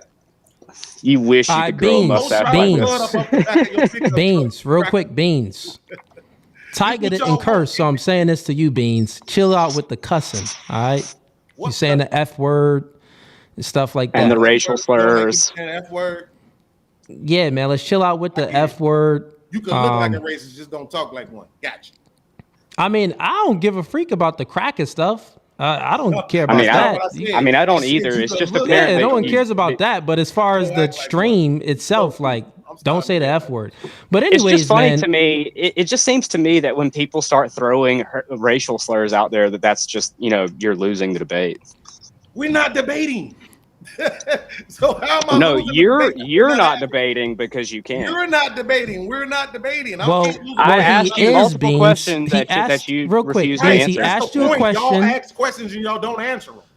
Beans, real quick, stop it real quick. Why do we Beans. have to answer our own questions? Tiger, stop real quick. Look, some Beans, Sorry. this is what happened. He asked you a question, man. You answered the question, and then with your answer, he refuted it by saying, well, isn't Christians was the one that helped freed the slaves? Because you brought up slavery, and you had no refutations for any of this. Why would I and need this is because what Tiger is doing, Tiger's entire argument is to say that, well, let's look at outcomes. And he's saying that the Western nations, Christian countries that adhere to the Western nations that adhere to Christian ethics, they have better outcomes than nations that don't. This is a way to prove that, well, at least God is better.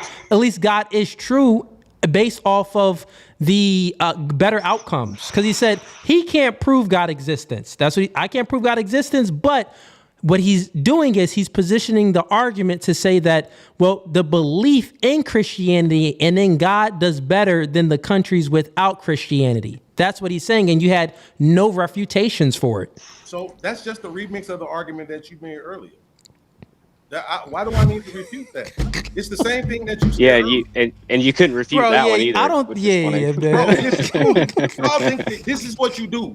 You want to try to make fun of people instead of actually having a real debate or. I'm not making fun of you. Yeah, Right? we're not I'm making. fun of you. Let's have even. You can't, because to the intellectual people, y'all the ones who look stupid. But I'm saying you try to, right? The fact of the matter is this: he said that okay, here's my refutation, since you want one. He said the Christians are the one who freed the slaves. How many years did it take them to do that? What difference does that make? And then after they did that, how long? What did they do after that? What difference And does then that after make? they did that, then what did they do after that? Again, And then that's after not they did addressing that, the then what point. did they do after that? That's You're not not addressing the the Then after point. they You're did just that, then what- asking a question with the Right? point. You see how it feels? Check It's it an out. but you're not. You unfounded didn't. question. You didn't It's- address Thank it. you. It's not That's my pertinent to the point. That's what debate. he's been doing to me. When I'm trying to answer a question, he just talk over me with another question. Do you? Okay, real You quick. didn't Do you ask me know a what his question. argument? Okay, real quick. Beans, you're horrible at debating. Do you know what his argument was? If he puts up an argument, then you would have to refute his argument with showing some type of proof, evidence, or argument that supersedes his argument. His argument is that Christian nations produce better outcomes than non-Christian nations. Your only refutation was to say, well, what about slavery? Then he says, well, Christians are the ones that freed the slaves. Now who's logical? I actually made my statement before he made that argument. Let's see what, real quick. Even, let me give Evan, because no, you're not saying anything. Let's give Evan a chance to speak. Go ahead, Even. All right. I just want to give people the space to talk, but I get what you're saying, Mr. Beans. Like in terms of debates, there is something called a formal, which is like a event where you go and have strict rules that you abide by, which a lot of the students do to go and learn proper logic. And then there's the stuff that the faculty do to make sure that things stay civil when they're discussing important ideas. And then there is informal, which is more casual between people who are not really professors or students who are looking to become professors and experts in the fields. So I would say in both cases, they can be seen as a debate, but I get what you're saying, that it's not like Oxford Union, where it's where they try to put at the height of the debate. But I will kind of that's one point. But to your point about slavery and about how long it took Christianity to abolish slavery, I would say that it took about 2,000 years. But Christianity is the only religion that has decided to go and abolish slavery, because in India, Hinduism, they kept slavery. Buddhism, they kept slavery. Atheism, it came in a period where slavery was mostly gone, but they reinstated it with the work camps and everything like that.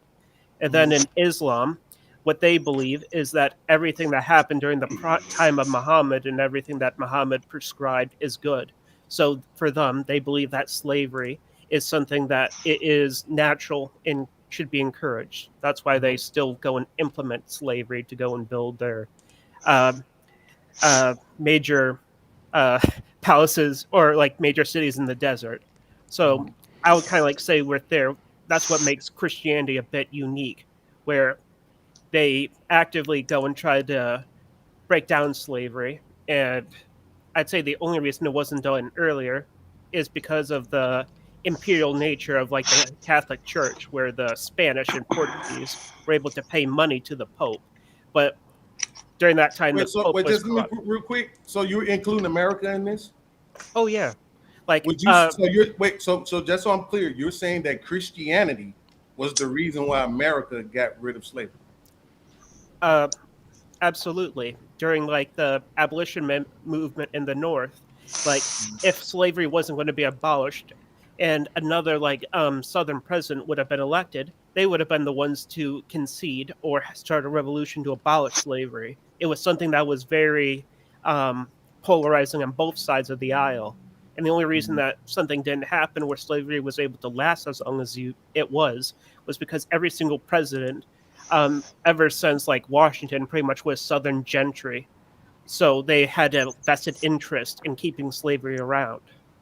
So when you say got rid of the slavery, you're talking about the government? Not just the government, but other paramilitary organizations. For for the British Empire, they went over to different countries and declared war on them and forced them to abolish slavery. Like over in Yemen, the Yemeni Empire, they had their base in Zanzibar, Africa. And there they basically enslaved people from the mainland and sold them over to the Middle East.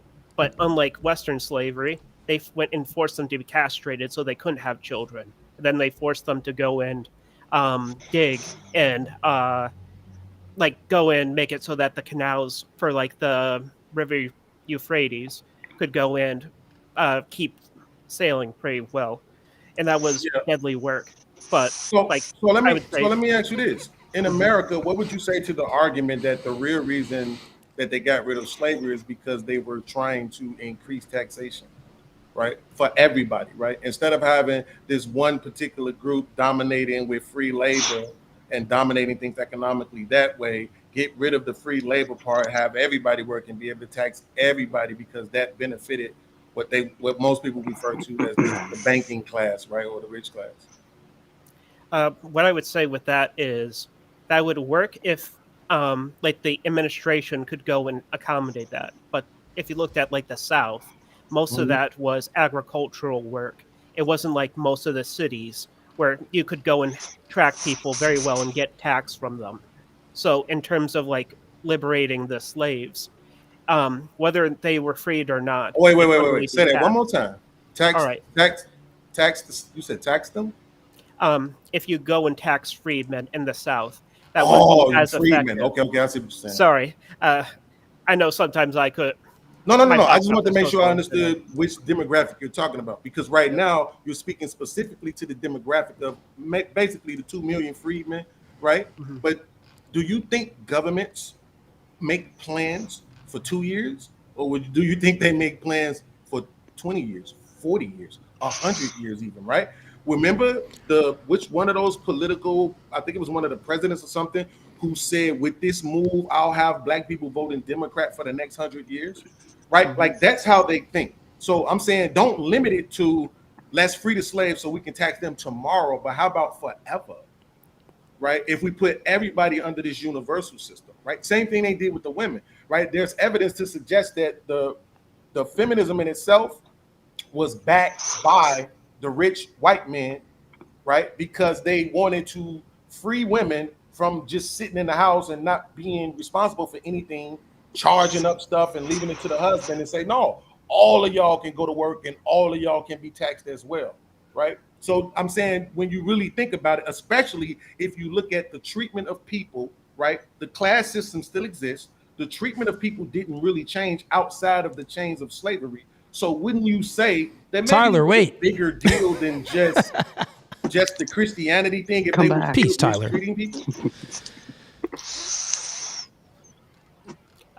Sorry, Beans. Could you repeat that last bit? Yes, if the treatment of people didn't change, all they did was remove the chains, but they still treated people the exact same way, wouldn't you say that probably that it's more probable that the reason for removing the chains was more economical than it was moral? I could certainly understand your argument, but there is something that I will go and contend is also a big part. There is a certain aspect of certain ideas that certain people can believe to almost an irrational degree, where they're willing to do things that would seem self-destructive in a sense, in order to go and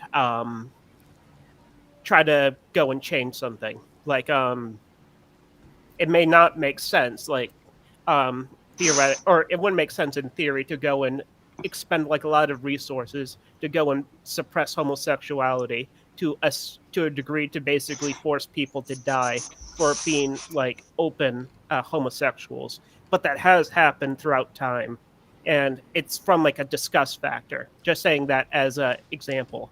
What I would say is that there was a certain level of belief due to like the northern Protestant religions, because they weren't Southern Baptists. They were various strains of a lot of puritanical beliefs, which were very different.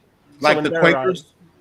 The Quakers, the Methodists, and a lot of religions that came from like Scotland, where they've had experience of being under oppression Real from quick, fellas. No, you're good. Let me just reset the channel because we got new people coming in. Shout outs to Melinda G. She sent in $2. She said, just so I know what's going on, what's the topic? So the topic currently right now is what Even is presenting to Beans is evidence of Christianity having a big part in the abolishment of slavery. The debate is basically Beans is agnostic. He does not believe in God. So we were going down that route as well. So it's pretty much a religion versus agnostic debate. That's what we're doing right now. So real quick, so let's just reset panel. And Beans, I'll leave it to you. Any questions for me, Even, or Tyga?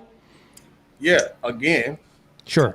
Right. I guess basically what it is from an agnostic point of view, and possibly, I don't want to speak for them, but maybe even from an atheist point of view, when we say evidence, right, we're looking for something tangible, to a certain degree, right? The one thing I can grant you is that you didn't try to use the Bible to justify the existence of God.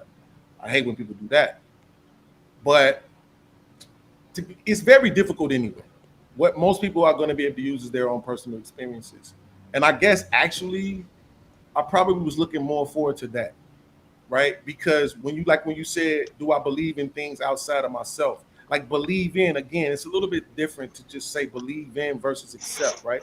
But my mom, though, Cooley, when my little brother was in that accident, I stayed away because I'm a pessimistic person by nature.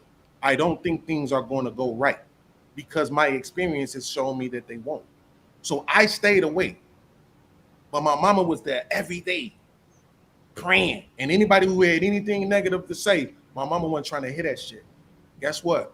My little brother, like I say, he has his little, sometimes where his mind goes astray. But other than that, he married. He doing all right. He can walk, he can talk, he cook, he drive, got his license. You know what I'm saying? Yeah, that's a good thing. That's a blessing. So usually when I don't feel strong enough, I call my mom and I be like, Mom, I need you to pray for me. And my mom be like, but I don't understand. She used to say this. She don't say it anymore because she understands. I don't understand. Why do you want me to pray for you if you don't believe in God? I said, because I believe in you. I believe in your faith. I believe that when you believe things are going to work out, they do. Because I've seen the things that should have never worked out when you believe it. You understand? So that's why I told you earlier, bro, I know you don't watch me. I don't got enough subscribers for you, right? But on my channel, I go into the Bible a lot and I talk about spirituality a lot because I feel that void. That's why I'm agnostic and not atheist, right? I'm not trying to prove that God doesn't exist.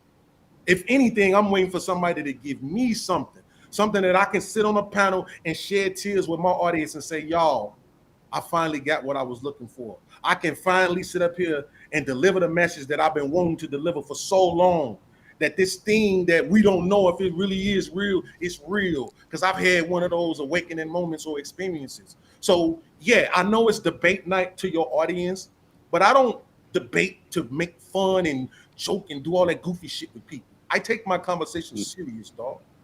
Like I'm not here. Yeah, me too. Yeah, I take them serious. Right? And I'm sorry. Go ahead. I'm sorry. The question would be, don't prove to me that there is a God. Give me something. Tell me something personally that you got that you like, man, I know this God is real. Yeah, I see what you're saying. So I would say this. I could give many testimonies. I gave many testimonies before in regards to God's existence.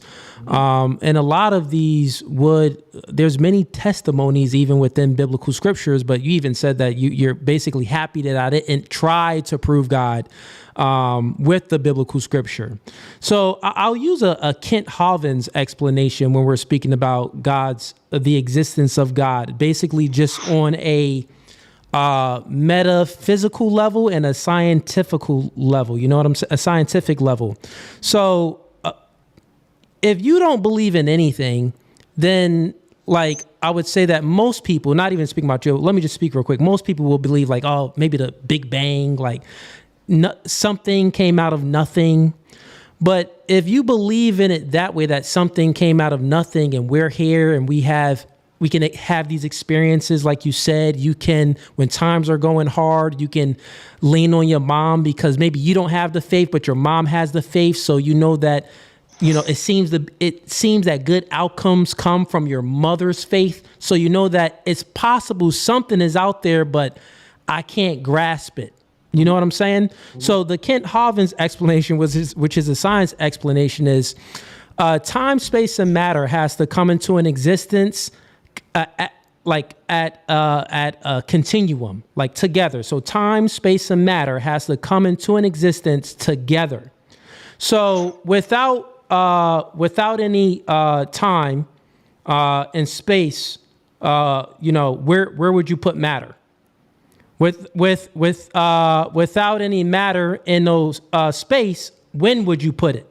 So we need time and space and matter to come together continuously, which would mean that the entity that created the time, space, and matter, which gives us the ability to even, to exist, has to be outside of the time, space, and matter, right? And even when we're speaking about time, space, and matter, these things from a transcendental perspective, this will go into a transcendental categories argument as well, because how can we get meaning from something without any time, space, or matter? What will we have meaning in without any matter? Right? You get what I'm saying? So yes. So even when you're speaking about faith and you go into your mother and having faith, well, this faith and you get some meaning out of this from your mom. You would never be able to even get this without matter, your mother. You get what I'm saying? You would never even be able to get this without space. So all of this is, now I got to go to the biblical scripture. Because when we speak in biblically, it proves it in the biblical scripture. It says, in the beginning, it was time. God created the heavens, it's space. God created the earth, there's matter. So even in the biblical scriptures, it's in accordance with science and in accordance with logic. So we use logic every day to make coherent sentences, to walk in a straight line, to just operate. And this logic that we use is embedded and structured and grounded into time, space, and matter. And this all had to come into all at once. So that's just that's a pretty much deep explanation, but if you have any questions, go ahead. Let me ask Hopefully you I didn't lose you. Of course not. But let me ask you this question, because I know like the question that any rational person is going to ask is, how can something be in the beginning, right? And another way that they're going to pose that question is, if everything needs a creator, then who created the creator? Good question. Right? And what that question presupposes is it's a category error. Because in the Christian worldview, we believe that God doesn't have a creator. We believe that God is the creator. He doesn't have a creator. Everything else is finite. God is not finite.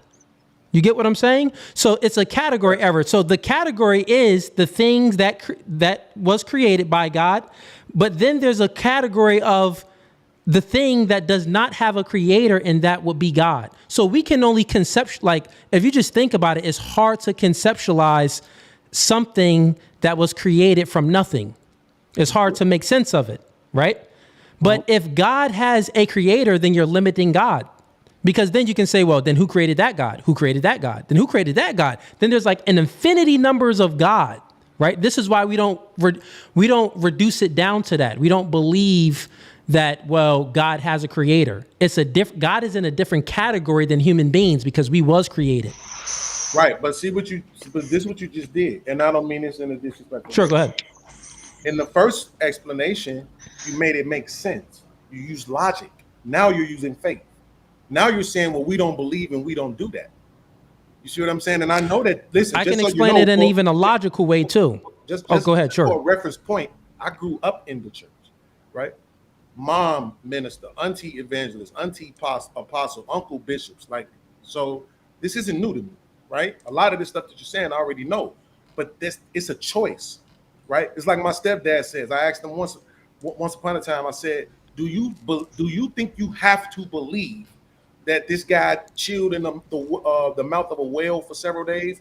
Do you think you have to believe that this woman had a virgin birth, people they had talking bushes? It's like, yeah, right? It's a choice, right? They choose to convince themselves that those kind of things are real. Well, my mind is set up to say, I can't do that. So when you're explaining something to me and you're saying it's faith-based, we're choosing not to go that deep into it. My mind is like, I can't help it. I have to understand this, or I just won't be able to believe in it. You see what I'm saying? I may be able to accept it, but I won't be able to believe in it unless you can say to me, no, what it is this. Like from a deistic point of view, that's why I can stop. That's why I can say, okay, it don't matter if the creator don't have a creator. As long as you're not telling me that he's over here on some Oprah Winfrey crap, like you get a car and you get a husband and you get to win the best rap album of the year, you know, and all this other stuff. That's when it starts to me to get a little bit zany. You know what I'm saying? But go ahead. I'm sorry. But you can conceive of the point that God doesn't have a creator, or like it's like, it's like, that doesn't make any sense. Not if you're arguing that everything has to have a creator, right? I'm not. Argument that everything has to have a creator, right? That God is responsible for even creating the space, creating time, right? Like, well, that's what I am arguing then. So what I'm arguing is, in this universe, it's time, space, and matter. And time, space, and matter, it has to come together as a continuum. Like it comes together into existence. Mm-hmm. Like I said, without I'm not going to go through it again. But that's Einstein's theory, right? No, that is the way I explained it, that comes from Kent Hovind. Okay. Yeah. And I'm sure even you heard of that one before, right? Mm-hmm. Yeah. Catholic priest who discovered it before Einstein, but Einstein got all the credit because he was a younger face. Yeah. So it was a lot easier. Einstein got credit, but the way the way I said it was almost verbatim the way Kent Hovind said it. So I'm going to give credit where credit is due. Okay, so that's fair. So basically, you're saying that you don't then believe that God created the time, space, and matter, because then that would be like too much, right? Because like you're saying that God, and correct me if I'm wrong, maybe I'm just misunderstanding you. You're saying that if you're saying that God created everything, then I don't believe in that, because if so, then God needs a creator. What exactly are you saying? So I understand your position. I'm saying from a logical framework, not a faith-based one. Okay, so if everything has a creator, then the creator would also have to have one, right? And to your point, but everything infinite, that right? You would never be able to get to. You would never be able to get to who was the original. But the thing about that is that's more acceptable, right? But everything that we know has like everything that is like provable of that, like we know, and our existence has a creator. But God himself, we're saying that he doesn't have a creator. Yeah, like if you're talking about the moon and the stars and planets and stuff like that, I can wrap my head around that. But when you start talking about space and time, right, it's like the way I just see that is that is existence in itself, right? Like all of the space and matter and all this stuff you're talking about, like that's just an existence in itself. And that God, it's like, you ever seen Tron?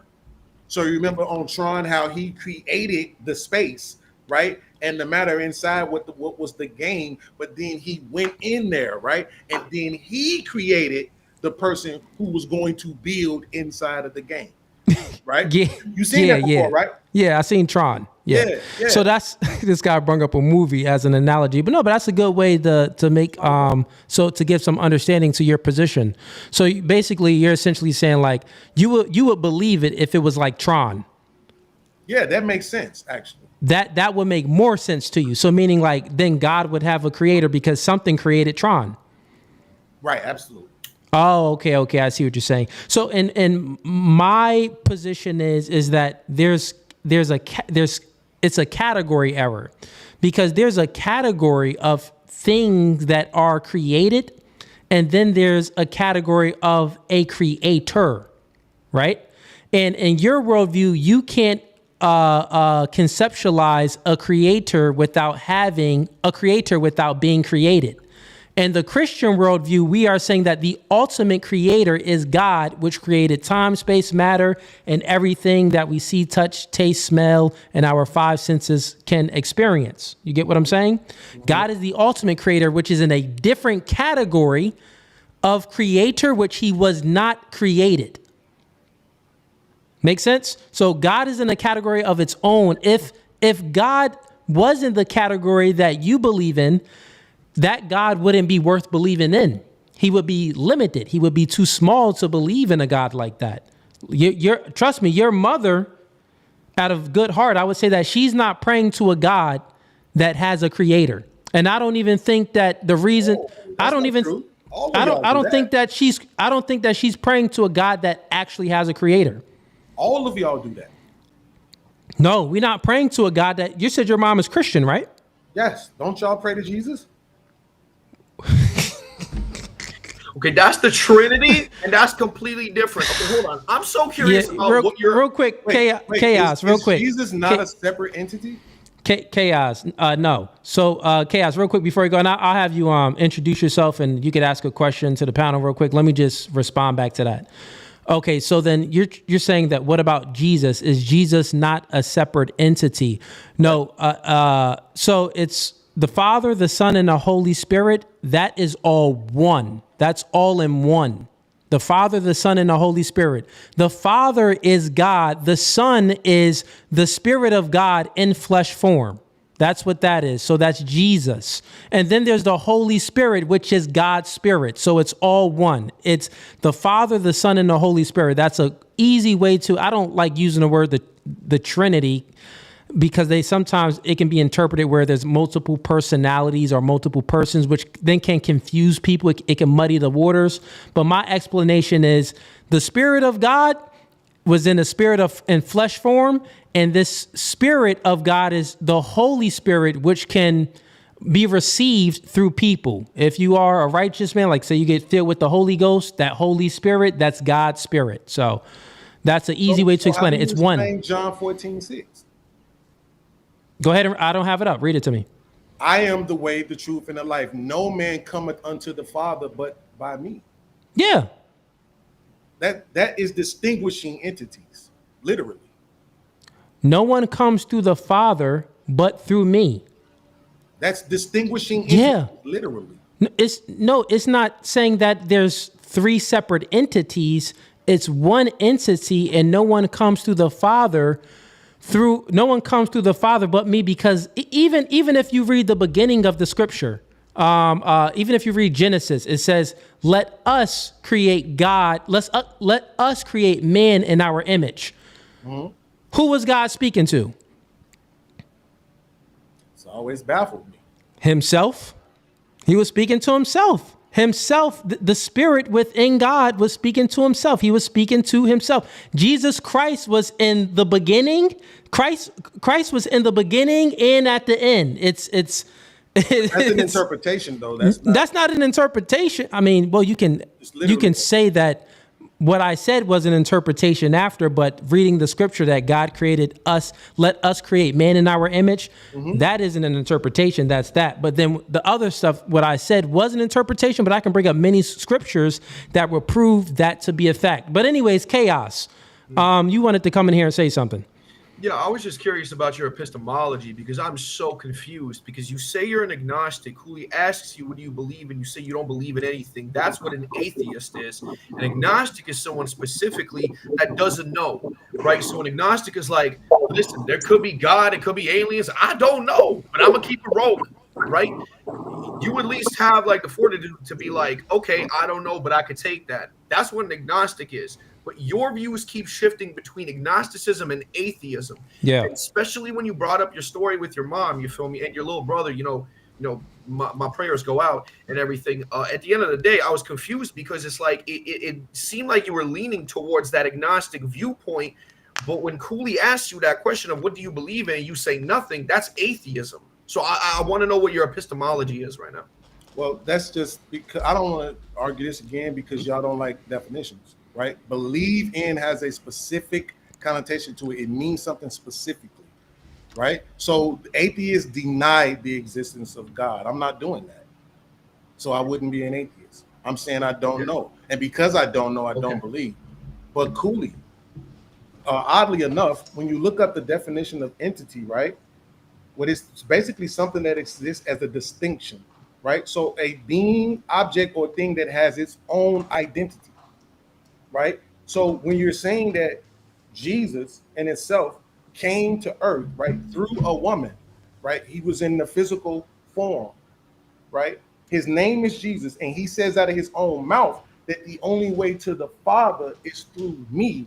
That is literally distinguishing his own identity, right? So I'm not trying to say that. What you like. But that's your interpretation. I'm just saying it. Just make sure you. But I'm not interpreting. I'm reading. Right, that's the literal of what it says. Right? But what you said after that was an interpretation. What you said that it's literally making a distinction that that is its own entity. That's an interpretation.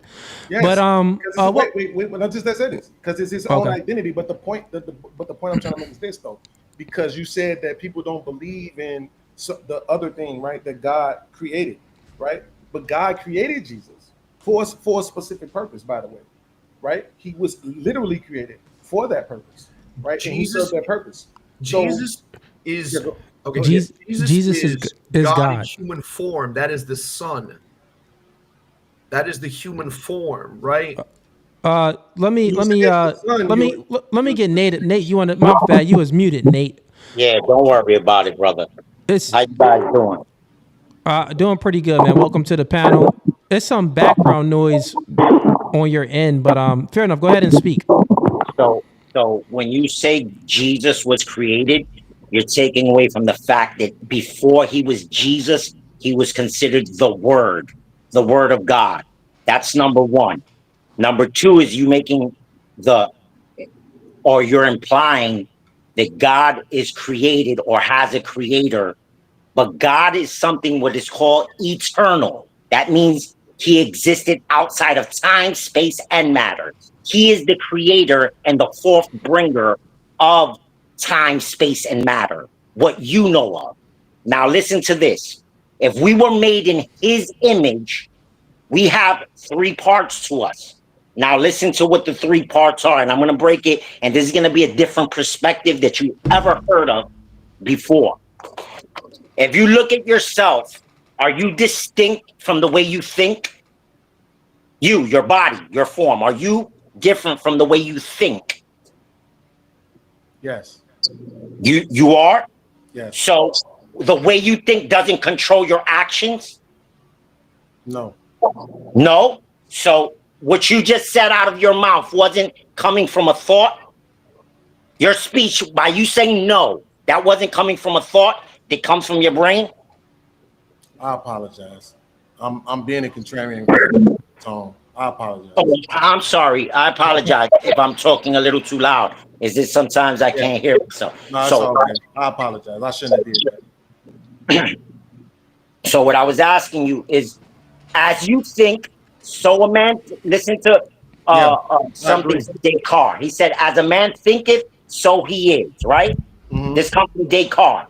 So if you're thinking, is that different from you or distinct from you? Or is that part of your personality? The way you think is me. Is it? That's actually a good question because is thinking and the spiritual self is not the same thing. No, we're not talking about the spirit here. I'm gonna go in step by step. I'm just asking you.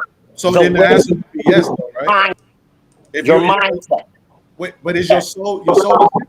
So that wouldn't the way you thinking wouldn't be you, right? If your soul is who you really are, right? Which when you die, your soul lives on forever, right? Whether that's in heaven or hell, right? Then the soul would be the real you, and the thinking wouldn't necessarily be you. Okay, so we're talking about actual.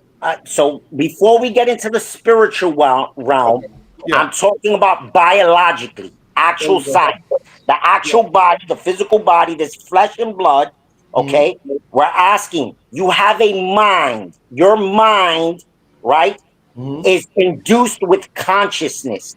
Now, consciousness is what your soul is. Your soul is what makes you cry, laugh, dance, have feelings, emotion. Those things come from your mind. Your mind is what controls it, whether it's consciously or subconsciously, right? Consciously is the frontal lobe, subconsciously is the back one, correct? Yeah. So as you think, I'm asking you, everything that you do, that your physical body does, comes from a thought, correct? Whether it's blinking your eyes, subconsciously, it's come from a thought. Whether you speak, it comes from a thought, right? That's number one. So we're going to do this. We're going to take the mindset as of being the Father, the mind. The words that come out of your mouth is a form of communication. Now, we did this as a form of saying the human has to communicate because God made us as communicative beings. How to have relationship is through communication. That's why God is a God of communication and is a God that speaks. And he spoke throughout history. How did he speak throughout history? He spoke through prophets, through actual biblical literature, and through things of that nature. Now, how do we know this? Because things that were prophesied come to date, and we look at today's date in 2025, we know these things exist because they've already happened in the manner that God said that they were going to happen. So we can't deny that there's some type of being that's higher that knows the future and the past, which means they will be outside of time, space, and matter. That's number two. Now, as you think, you must communicate. We communicate in two ways. Can you tell me how? No, go ahead. The two ways we communicate is one through our speech. The next way we communicate is through our physical body, through touch, through caress, or through doing a physical action, right? So as the mind thinketh, it tells the body to move and grab something. It tells the body to gently caress. It tells the body to be or to work in general. That's what the mindset, what the Father does. He is the hierarchy, the Father.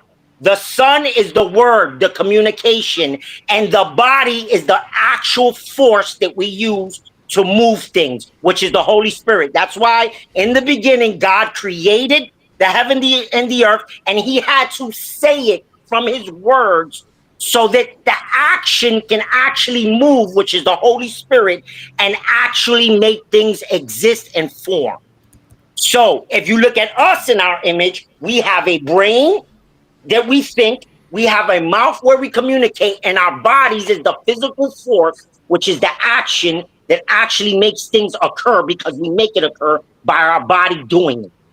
So that is a different perspective on how you can see how God is not distinct from me. I'm still Nate, but I still have a mind, I still have my words, and I still have my body as action.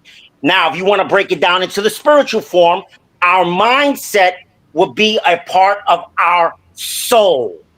Our spirit is separate. That is eternal, that belongs to God, because as God blew the breath of life, the Holy Spirit, which is the active force, came into the human life and gave us life. And I'll give you a good example of that.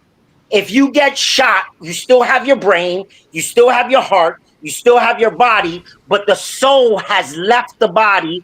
I mean, the spirit has left the body because the spirit that God blew into us, that belongs to him, so it goes back to him.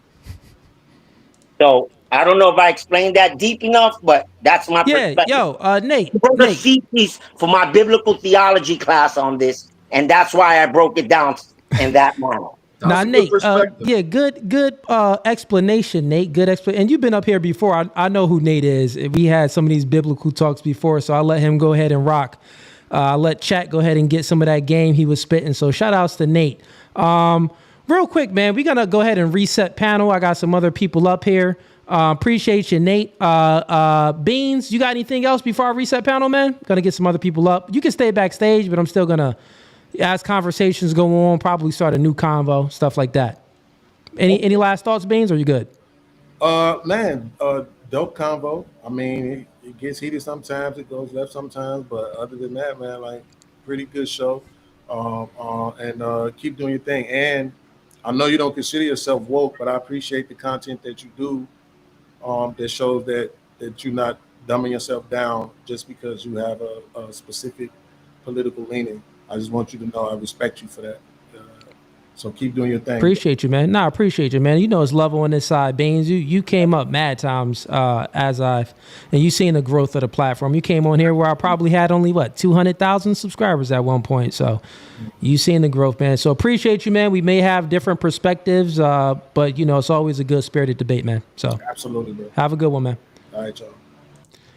Chaos, you got anything for me, or you good? You gonna stay backstage while I reset the panel? I was just curious real quickly about one thing, because I asked Tim, Wicked, and everybody if what's your economic stance? Like, are you pro-capitalist? Because I don't know if I ever heard you were free market capitalist. Okay. Yeah. Do you believe that like the U.S. being owned by 6 major companies is a detriment in the future? I'm talking about like BlackRock, Vanguard. Yeah, I know. I know BlackRock, Vanguard. Yeah, it like you say owned.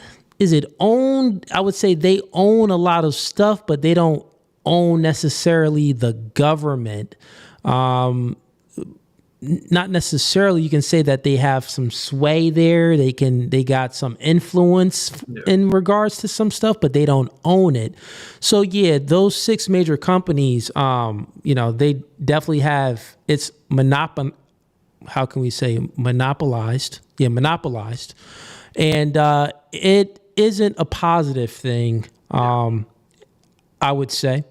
And we already see the negative effects of it because, these companies that own so much, this is why things like DEI, affirmative action, these things that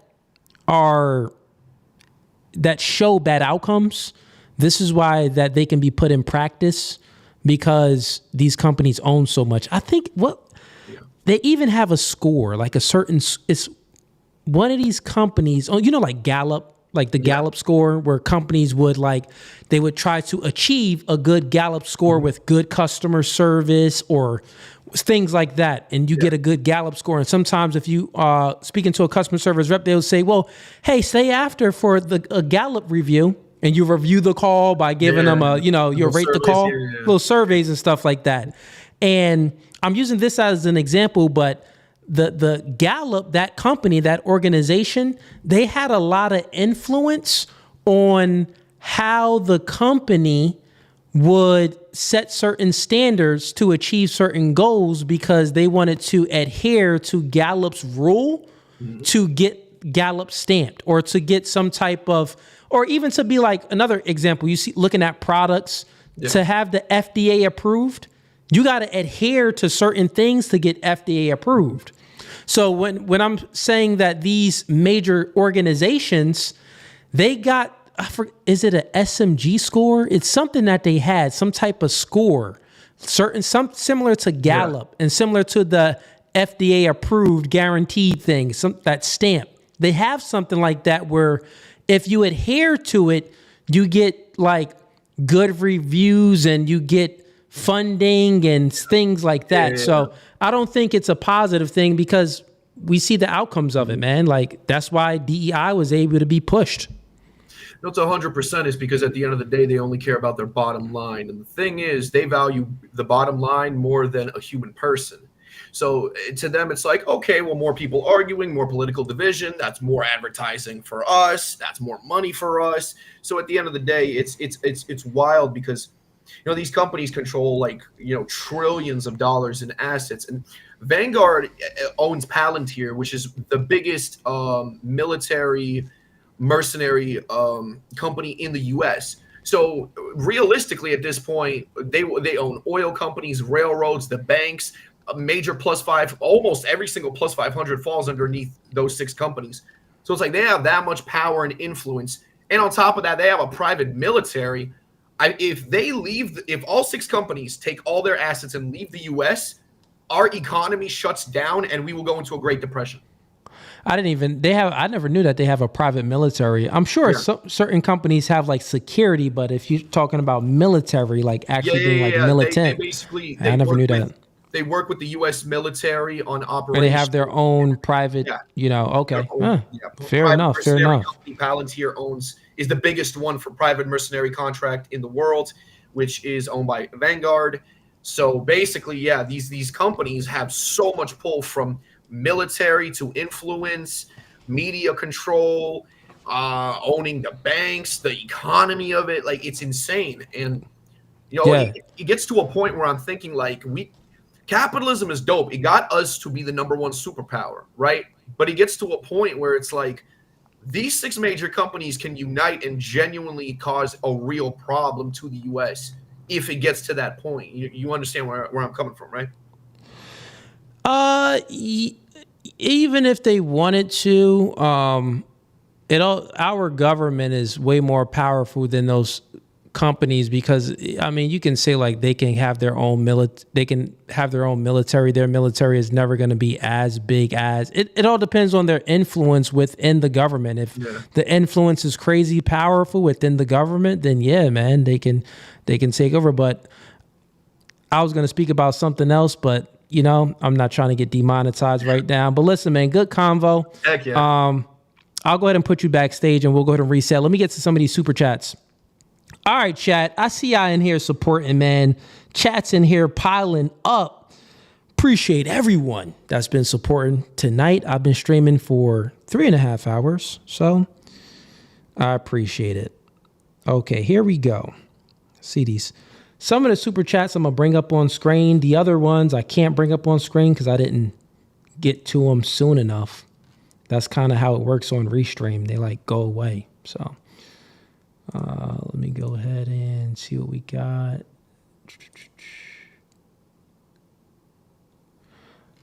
Okay, so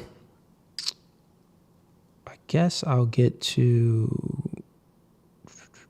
these ones first. Okay, we got Charlie LeBron sends in $2. Homie was Optimus Prime fighting Decepticons. Wait, what? We got Tiger says in $20. Appreciate Tiger. Tiger says, Beans, you straw man my arguments multiple times, hurled racial slurs, and called me racist. So I spurred out. That doesn't mean you cooked me. That's just cope, bro. LOL. Agree to the rematch and I'll come prepared. You know what? Truthfully, Beans came in here. He was, when I was debating him, I was just letting him speak and trap himself because he made many fatal mistakes when we were speaking about the existence of God. My strategy was very simple. It was to prove that his belief in his argument, because that's why I let him speak. His argument was very simple. It was, I don't believe anything that I can't prove and that I don't have any evidence for. I believe my experiences. So then I use the transcendental categories that fully dismantled him, because he does believe in morals. He does believe in the self.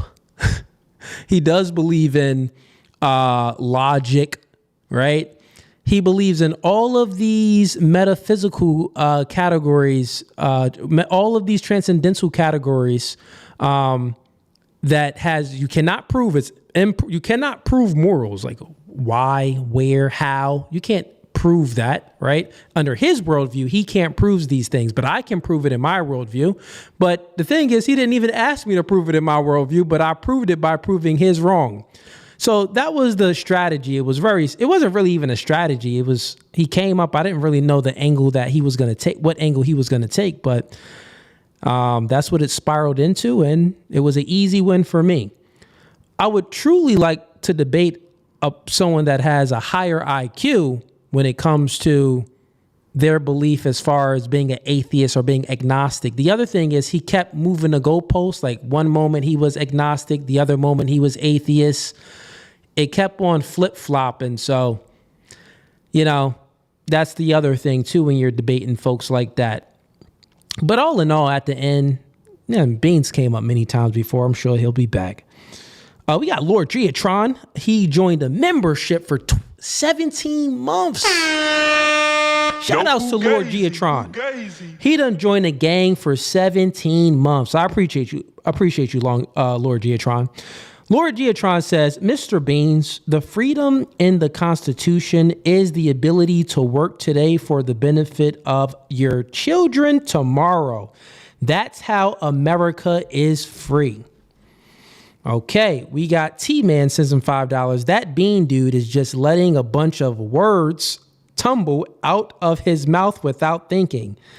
Yeah, he was saying a lot of things like, well, you misinterpreted me, Cooley, like,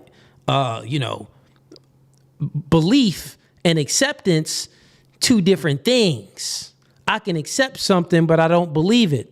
Well, okay, all right, well, however you want to break it down. If I believe something, I have faith in it. So then I asked him, well, what do you believe in?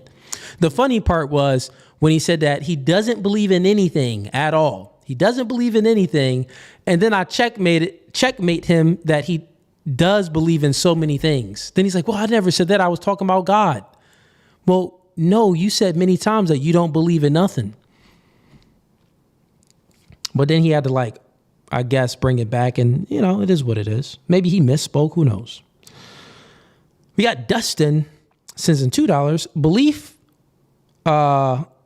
Belief, the acceptance that a statement is true.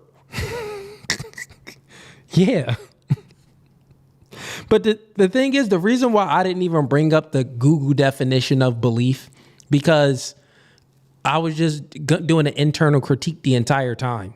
Like, he didn't even critique my worldview. I was critiquing his worldview. He didn't even know. He thought he was winning. I'm like, bro, you're not winning at all. Like, you're actually losing right now. But yeah, I was doing an internal critique that he wasn't even aware of. This is why, you need to debate some more higher IQ people. Especially, I would say I need to debate some more higher IQ people. I would say my argument to prove God's existence, because when he gave his speech about his and shout outs to his moms and his bro, when he gave that speech, that sentimental speech, which was good, he's like, listen, man, I'm just looking for someone to prove. What proof do you have? I think that my statement, that how I gave him proof in regards to using Kent Hovind's explanation of time, space, and matter, and all of that, I think that, and I broke it down even further than that to prove, so meaning that I put my own critical thinking skills within it as well. I think that was pretty good. Hope you guys enjoyed that. That's actually my first time saying it out loud. I thought of it, first time saying it, so hopefully I didn't stumble. We got Wicked Dreams says in $10. He says, did you know that if you turn the Chicago Bulls logo upside down, it looks like a robot having sex with a crab? You could be trolling with Kid Dreams, but if you're not trolling, fair enough. We got Melinda G sends in $5. Cooley, good evening, sir. Long time no see. Long time, Melinda G. Melinda G, and everybody else in here, we are doing a dating show this Saturday at 8 p.m. Eastern Standard Time. So listen, if you ain't got no plans Saturday night, you want to, don't Netflix and chill. No Fugazee podcast and chill. So fellas, you got a little ting you want to chill with? You gonna be macking with?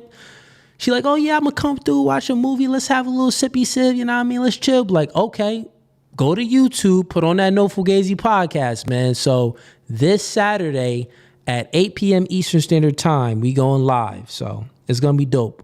We got a lot of chicks coming on too. We got Bubba Jones is in $2. The more I listen to Beans, the dumber I'm getting.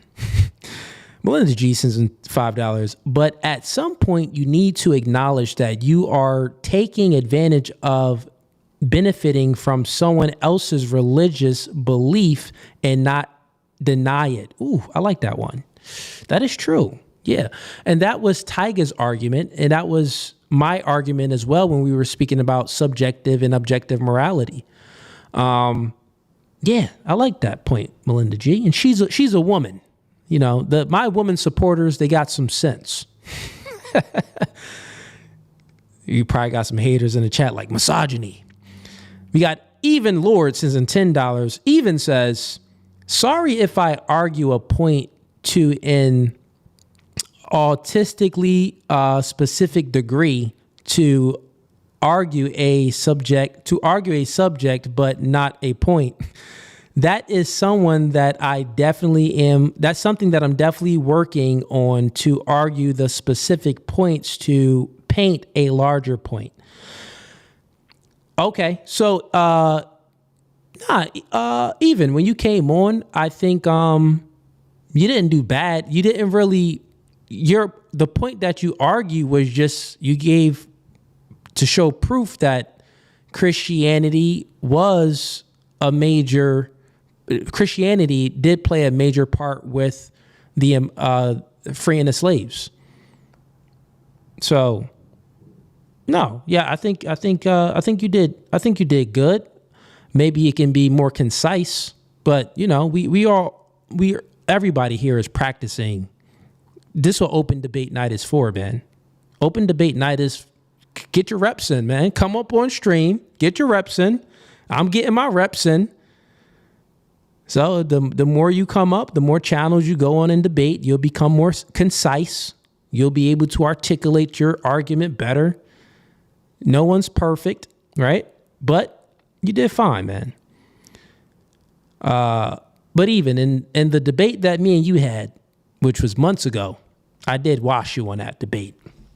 But you come back up, you come with good faith, so that's why I always bring you up.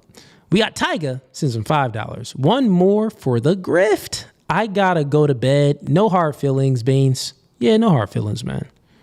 It's just a debate. It's just a debate. We got Melinda G sends in $2. Nate ain't playing. Yeah, Nate came in here with all the perspective. Nate came in with all the perspective, man. He came in here with being concise, getting right to the point to prove the Trinity in a way. We got Anime Ray sends him $5. Missed the debate. W Beans, keep up the great work, Cooley.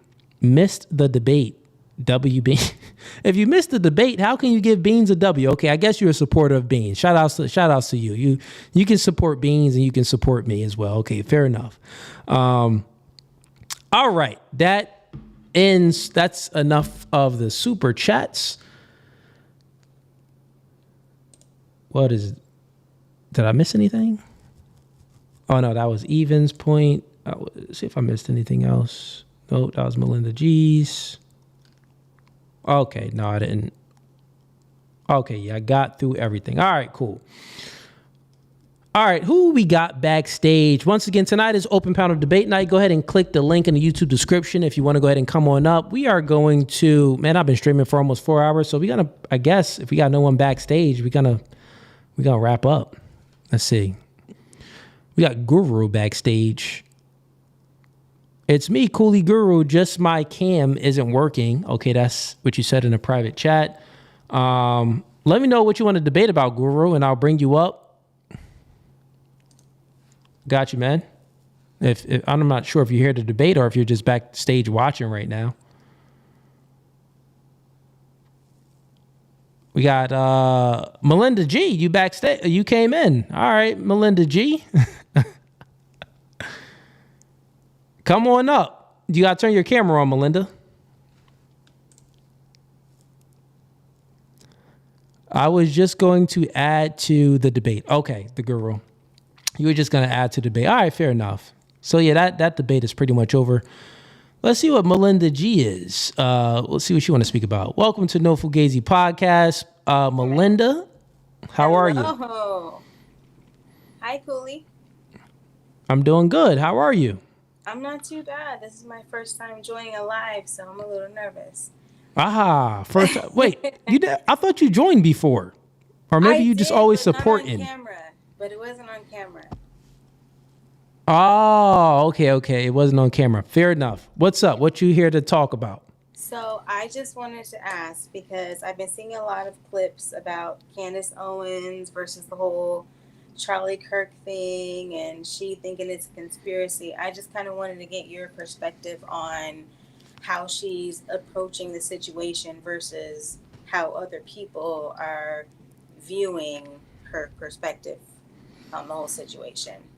So I'm gonna be honest. I only watched little small clips of what Candace Owens put out. So I really was only one. The only clip I seen of her, she used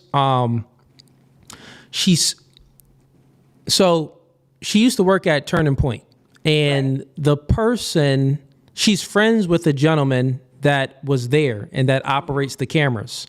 And one of the people that operates the cameras that was there at the scenes when Charlie Kirk was assassinated, they went behind the table and they took some SD cards outside of the camera. Yep. Then she knows that person, and she said that she reached out to that person and she asked, why did you take the SD cards out of the cameras? Right. She said the person gave an explanation that, well, I didn't want the footage to get lost. Everyone's running away. I wanted to go ahead and at least grab the SD cards. So that was the explanation. Candace Owens then reached out to him and said, well, can I have the footage? And he was denying. He was not giving the footage to her. And then she claims that he finally gave in and he FaceTimed her and he allowed her to see a different angle of the camera, meaning that the back angle of Charlie Kirk's head. She said that during the FaceTime, he allowed me to see this. When I watched that clip, it wasn't long. The explanation that she gave was maybe about 10 minutes. I don't know. It wasn't that long. Right. But the clip I seen maybe wasn't even that long. Probably 5 minutes. I don't know. But I would say when I watched her review of it, she said the things that she didn't see in the clip, like when she FaceTimed, when she FaceTimed the guy that had the other camera angle of Charlie Kirk's assassination, her explanation was to her audience, to us, to express things that she didn't see in the clip. She said that I didn't see any blood. I really didn't see anything. But she never explained what she did see. Right. So to a logical brother like myself, I'm like, what is she not saying? What do you mean by that? Like what are you didn't even say anything. She said, right. I didn't even see any blood. I didn't see anything. I'm like, well, what did you see then? Did you see the bullet come from this angle? Did you see that, this angle? And what did you see? She didn't explain anything that she's saying. So that's my take on the only video that I watched. Now, the things that's going on in media and what, other channels are saying about her, that she's just doing this for a money grab. She's monetized on YouTube, so I would say that she's getting paid for it regardless, but I don't think that she's doing it for a money grab. I think that's just stupid, because people reacting to her, are they just doing it for a money grab? You know what I mean? So it's kind of like a self-refuting argument to insinuate that Candace Owens is only reacting to this and only being this anal about the Charlie Kirk's assassination and coming up with maybe certain conspiracies and asking questions she's doing it for the money. I think that's just stupid. Yeah, and that's what I kept hearing. A lot of her, I guess, spectators were like, oh nah, yeah, she's not really, because and I thought about it, when she revealed the whole BLM thing, she did her whole video thing about that. I'm like, okay, yeah, she was just going for the facts and she was going for the truth. But then it almost sounded like in this whole Charlie Kirk situation, it was more of she was grasping different conspiracy theories. And it's like, that's not Candace. Like, Candace is about the truth. She's about going for the facts. And Yeah, she's not going for any. She's asking questions for the facts, but she's going based off of feelings. Exactly. Like, and even she's, well, you know, ever since she's been having babies, what I've witnessed in Candace Owens is she's becoming more, maybe like coming from like her trying to be more intuitive and saying like, I just know something is wrong because it doesn't give me a good feeling. So I know something is wrong. Yeah. So she's coming from like this black woman type empowerment feelings or this mother type of feeling stuff, which is, she's a woman, you know, no one's saying that you can't do that. Right. But to the people that's been viewing her, this is a different Candace. But I would say that it definitely feels like it. It is a different Candace, but I would say that it is different. One, she's a mother now, I believe of 3 or something like that. She's popping out babies. She has 3 now. Yeah. And the other thing is, she's a woman, so she's gonna like we're gonna be emotional, like of course.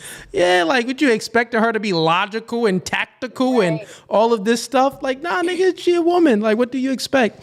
Yeah. But yeah, that's my perspective on it. I wish I can give you like more of a solid answer on things, but I really haven't watched her too much. Yeah, just that one clip here. And maybe seen some stuff. Same here. I just figured I would just give you, you know, ask you a little bit because that's kind of like what I've been seeing that's circulating. So I'm like, I wonder what other perspectives are going on about this, because on one side it's like, oh yeah, Candace is gonna get down to the bottom of it. She's gonna do the research. Charlie was her friend, and then other people are like, oh yeah, no, Candace is just doing this as a political stunt. She's just going based off of conspiracy, and she's not really diving into her factual side of her that we're used to. So I'm like, oh, I wonder what Cooley was thinking about. But that's all I have for you.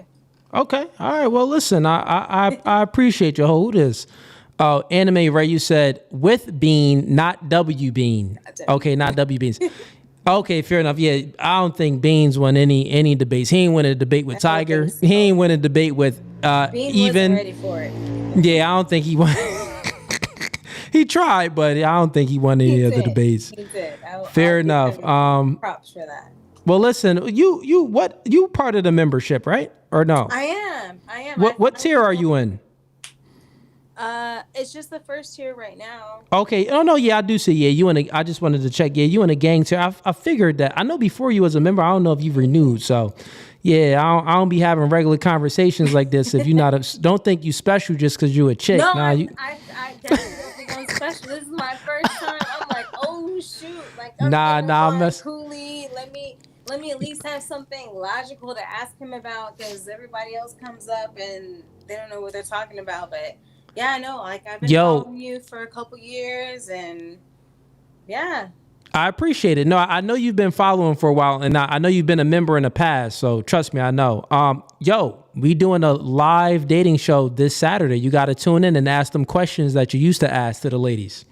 I'm going to try to, because there's a lot of questions that I got for these ladies that are on your show, and I'm like, this is why I can't be on this show, because I'm going to be too logical for these women, and they're going to hate me. They're going to call me a pick-me and be like, oh, yeah, nah. So It'd be like that. But yo, tune in this Saturday. I expect some of your super chats, and is gonna be a good one. Cause now the thing is, when women super chat in, they be like, oh, that's from a girl? She what? Wait, what? So it's good, because the chicks I be bringing on, they be thinking like my audience is biased and I got like 0 women. I ain't got a lot, but you want a few, but you know what I mean? So it's good to have a woman that super chats in and asks the ladies some questions when we doing that show. For sure. So this Saturday, what time? I'm on the Central. I'm in Central. Okay, so it's gonna 8 p.m. Eastern Standard Time. But you know, sometimes we be on black people's time, so like probably like 8:30. Yeah, 8:30 you probably start. But listen, I appreciate the support. Anything before you go? No, I'm glad that you transpired after Kevin Samuels. KS was my first main dude, and then I ran into you and a couple of other influencers, and you said some stuff where I was like, dang, like that's how I feel sometimes. Like I want to tell these women that same thing, but I can't because I'm a woman. They go like, oh, you a pick me, and I'm like, well, it is what it is. You know, listen, you ain't got to tell too much. I do the dirty work. You just let them watch. You say, listen, watch this podcast, and I'll do all the dirty work for you. I got you. I appreciate that. But I appreciate you. All right. Peace. See you later. Peace. All right, chat, get the likes up. Don't be a ninja watcher, man. If you're tuning in right now, if you're on the East Coast, it's about 1 a.m. It's about 1 a.m. Got about 400 of you in here still at 1 a.m. So listen, like the podcast while you in here.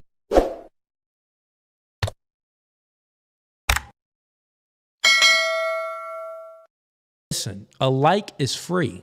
It's free. It doesn't cost you a thing to like the show. We got people sending in super chats, people coming up on stream. You niggas in here watching, not liking the show. They like it. Even if you a hater, just like it so it gets... Listen, if you a hater and you watching right now, let me give you some game. You a hater, but I'm entertaining, so you want to continue to watch. So just like it. It's going to help it push it into the algorithm so you can hate some more. I'm trying to like help you to keep hating me. So if you want to hate more, like the stream, it pushes it into the algorithm, which then benefits me to keep on streaming so you can keep on hating. Let's just continue it. So even if you're a hater, you still get some utility out of liking the stream. God dang, I'm good. I can convince a hater to like it. God dang, I'm good. All right, chat. This podcast is no Fugazi. We finna wrap up because we got no more people back streaming. I've been streaming for 4 hours. So, once again, like the podcast before you go, this Saturday, girl show. It's gonna be dope. We got tons of chicks coming on, all new chicks coming on, no repeats. Well, for the last few shows, we've been having all new chicks coming on, no repeats. So, yeah. But anyways, this Saturday, 8 p.m. Eastern Standard Time. Tune in. Peace. I'm out. I gotta go eat. No Fugazi. Fugazi.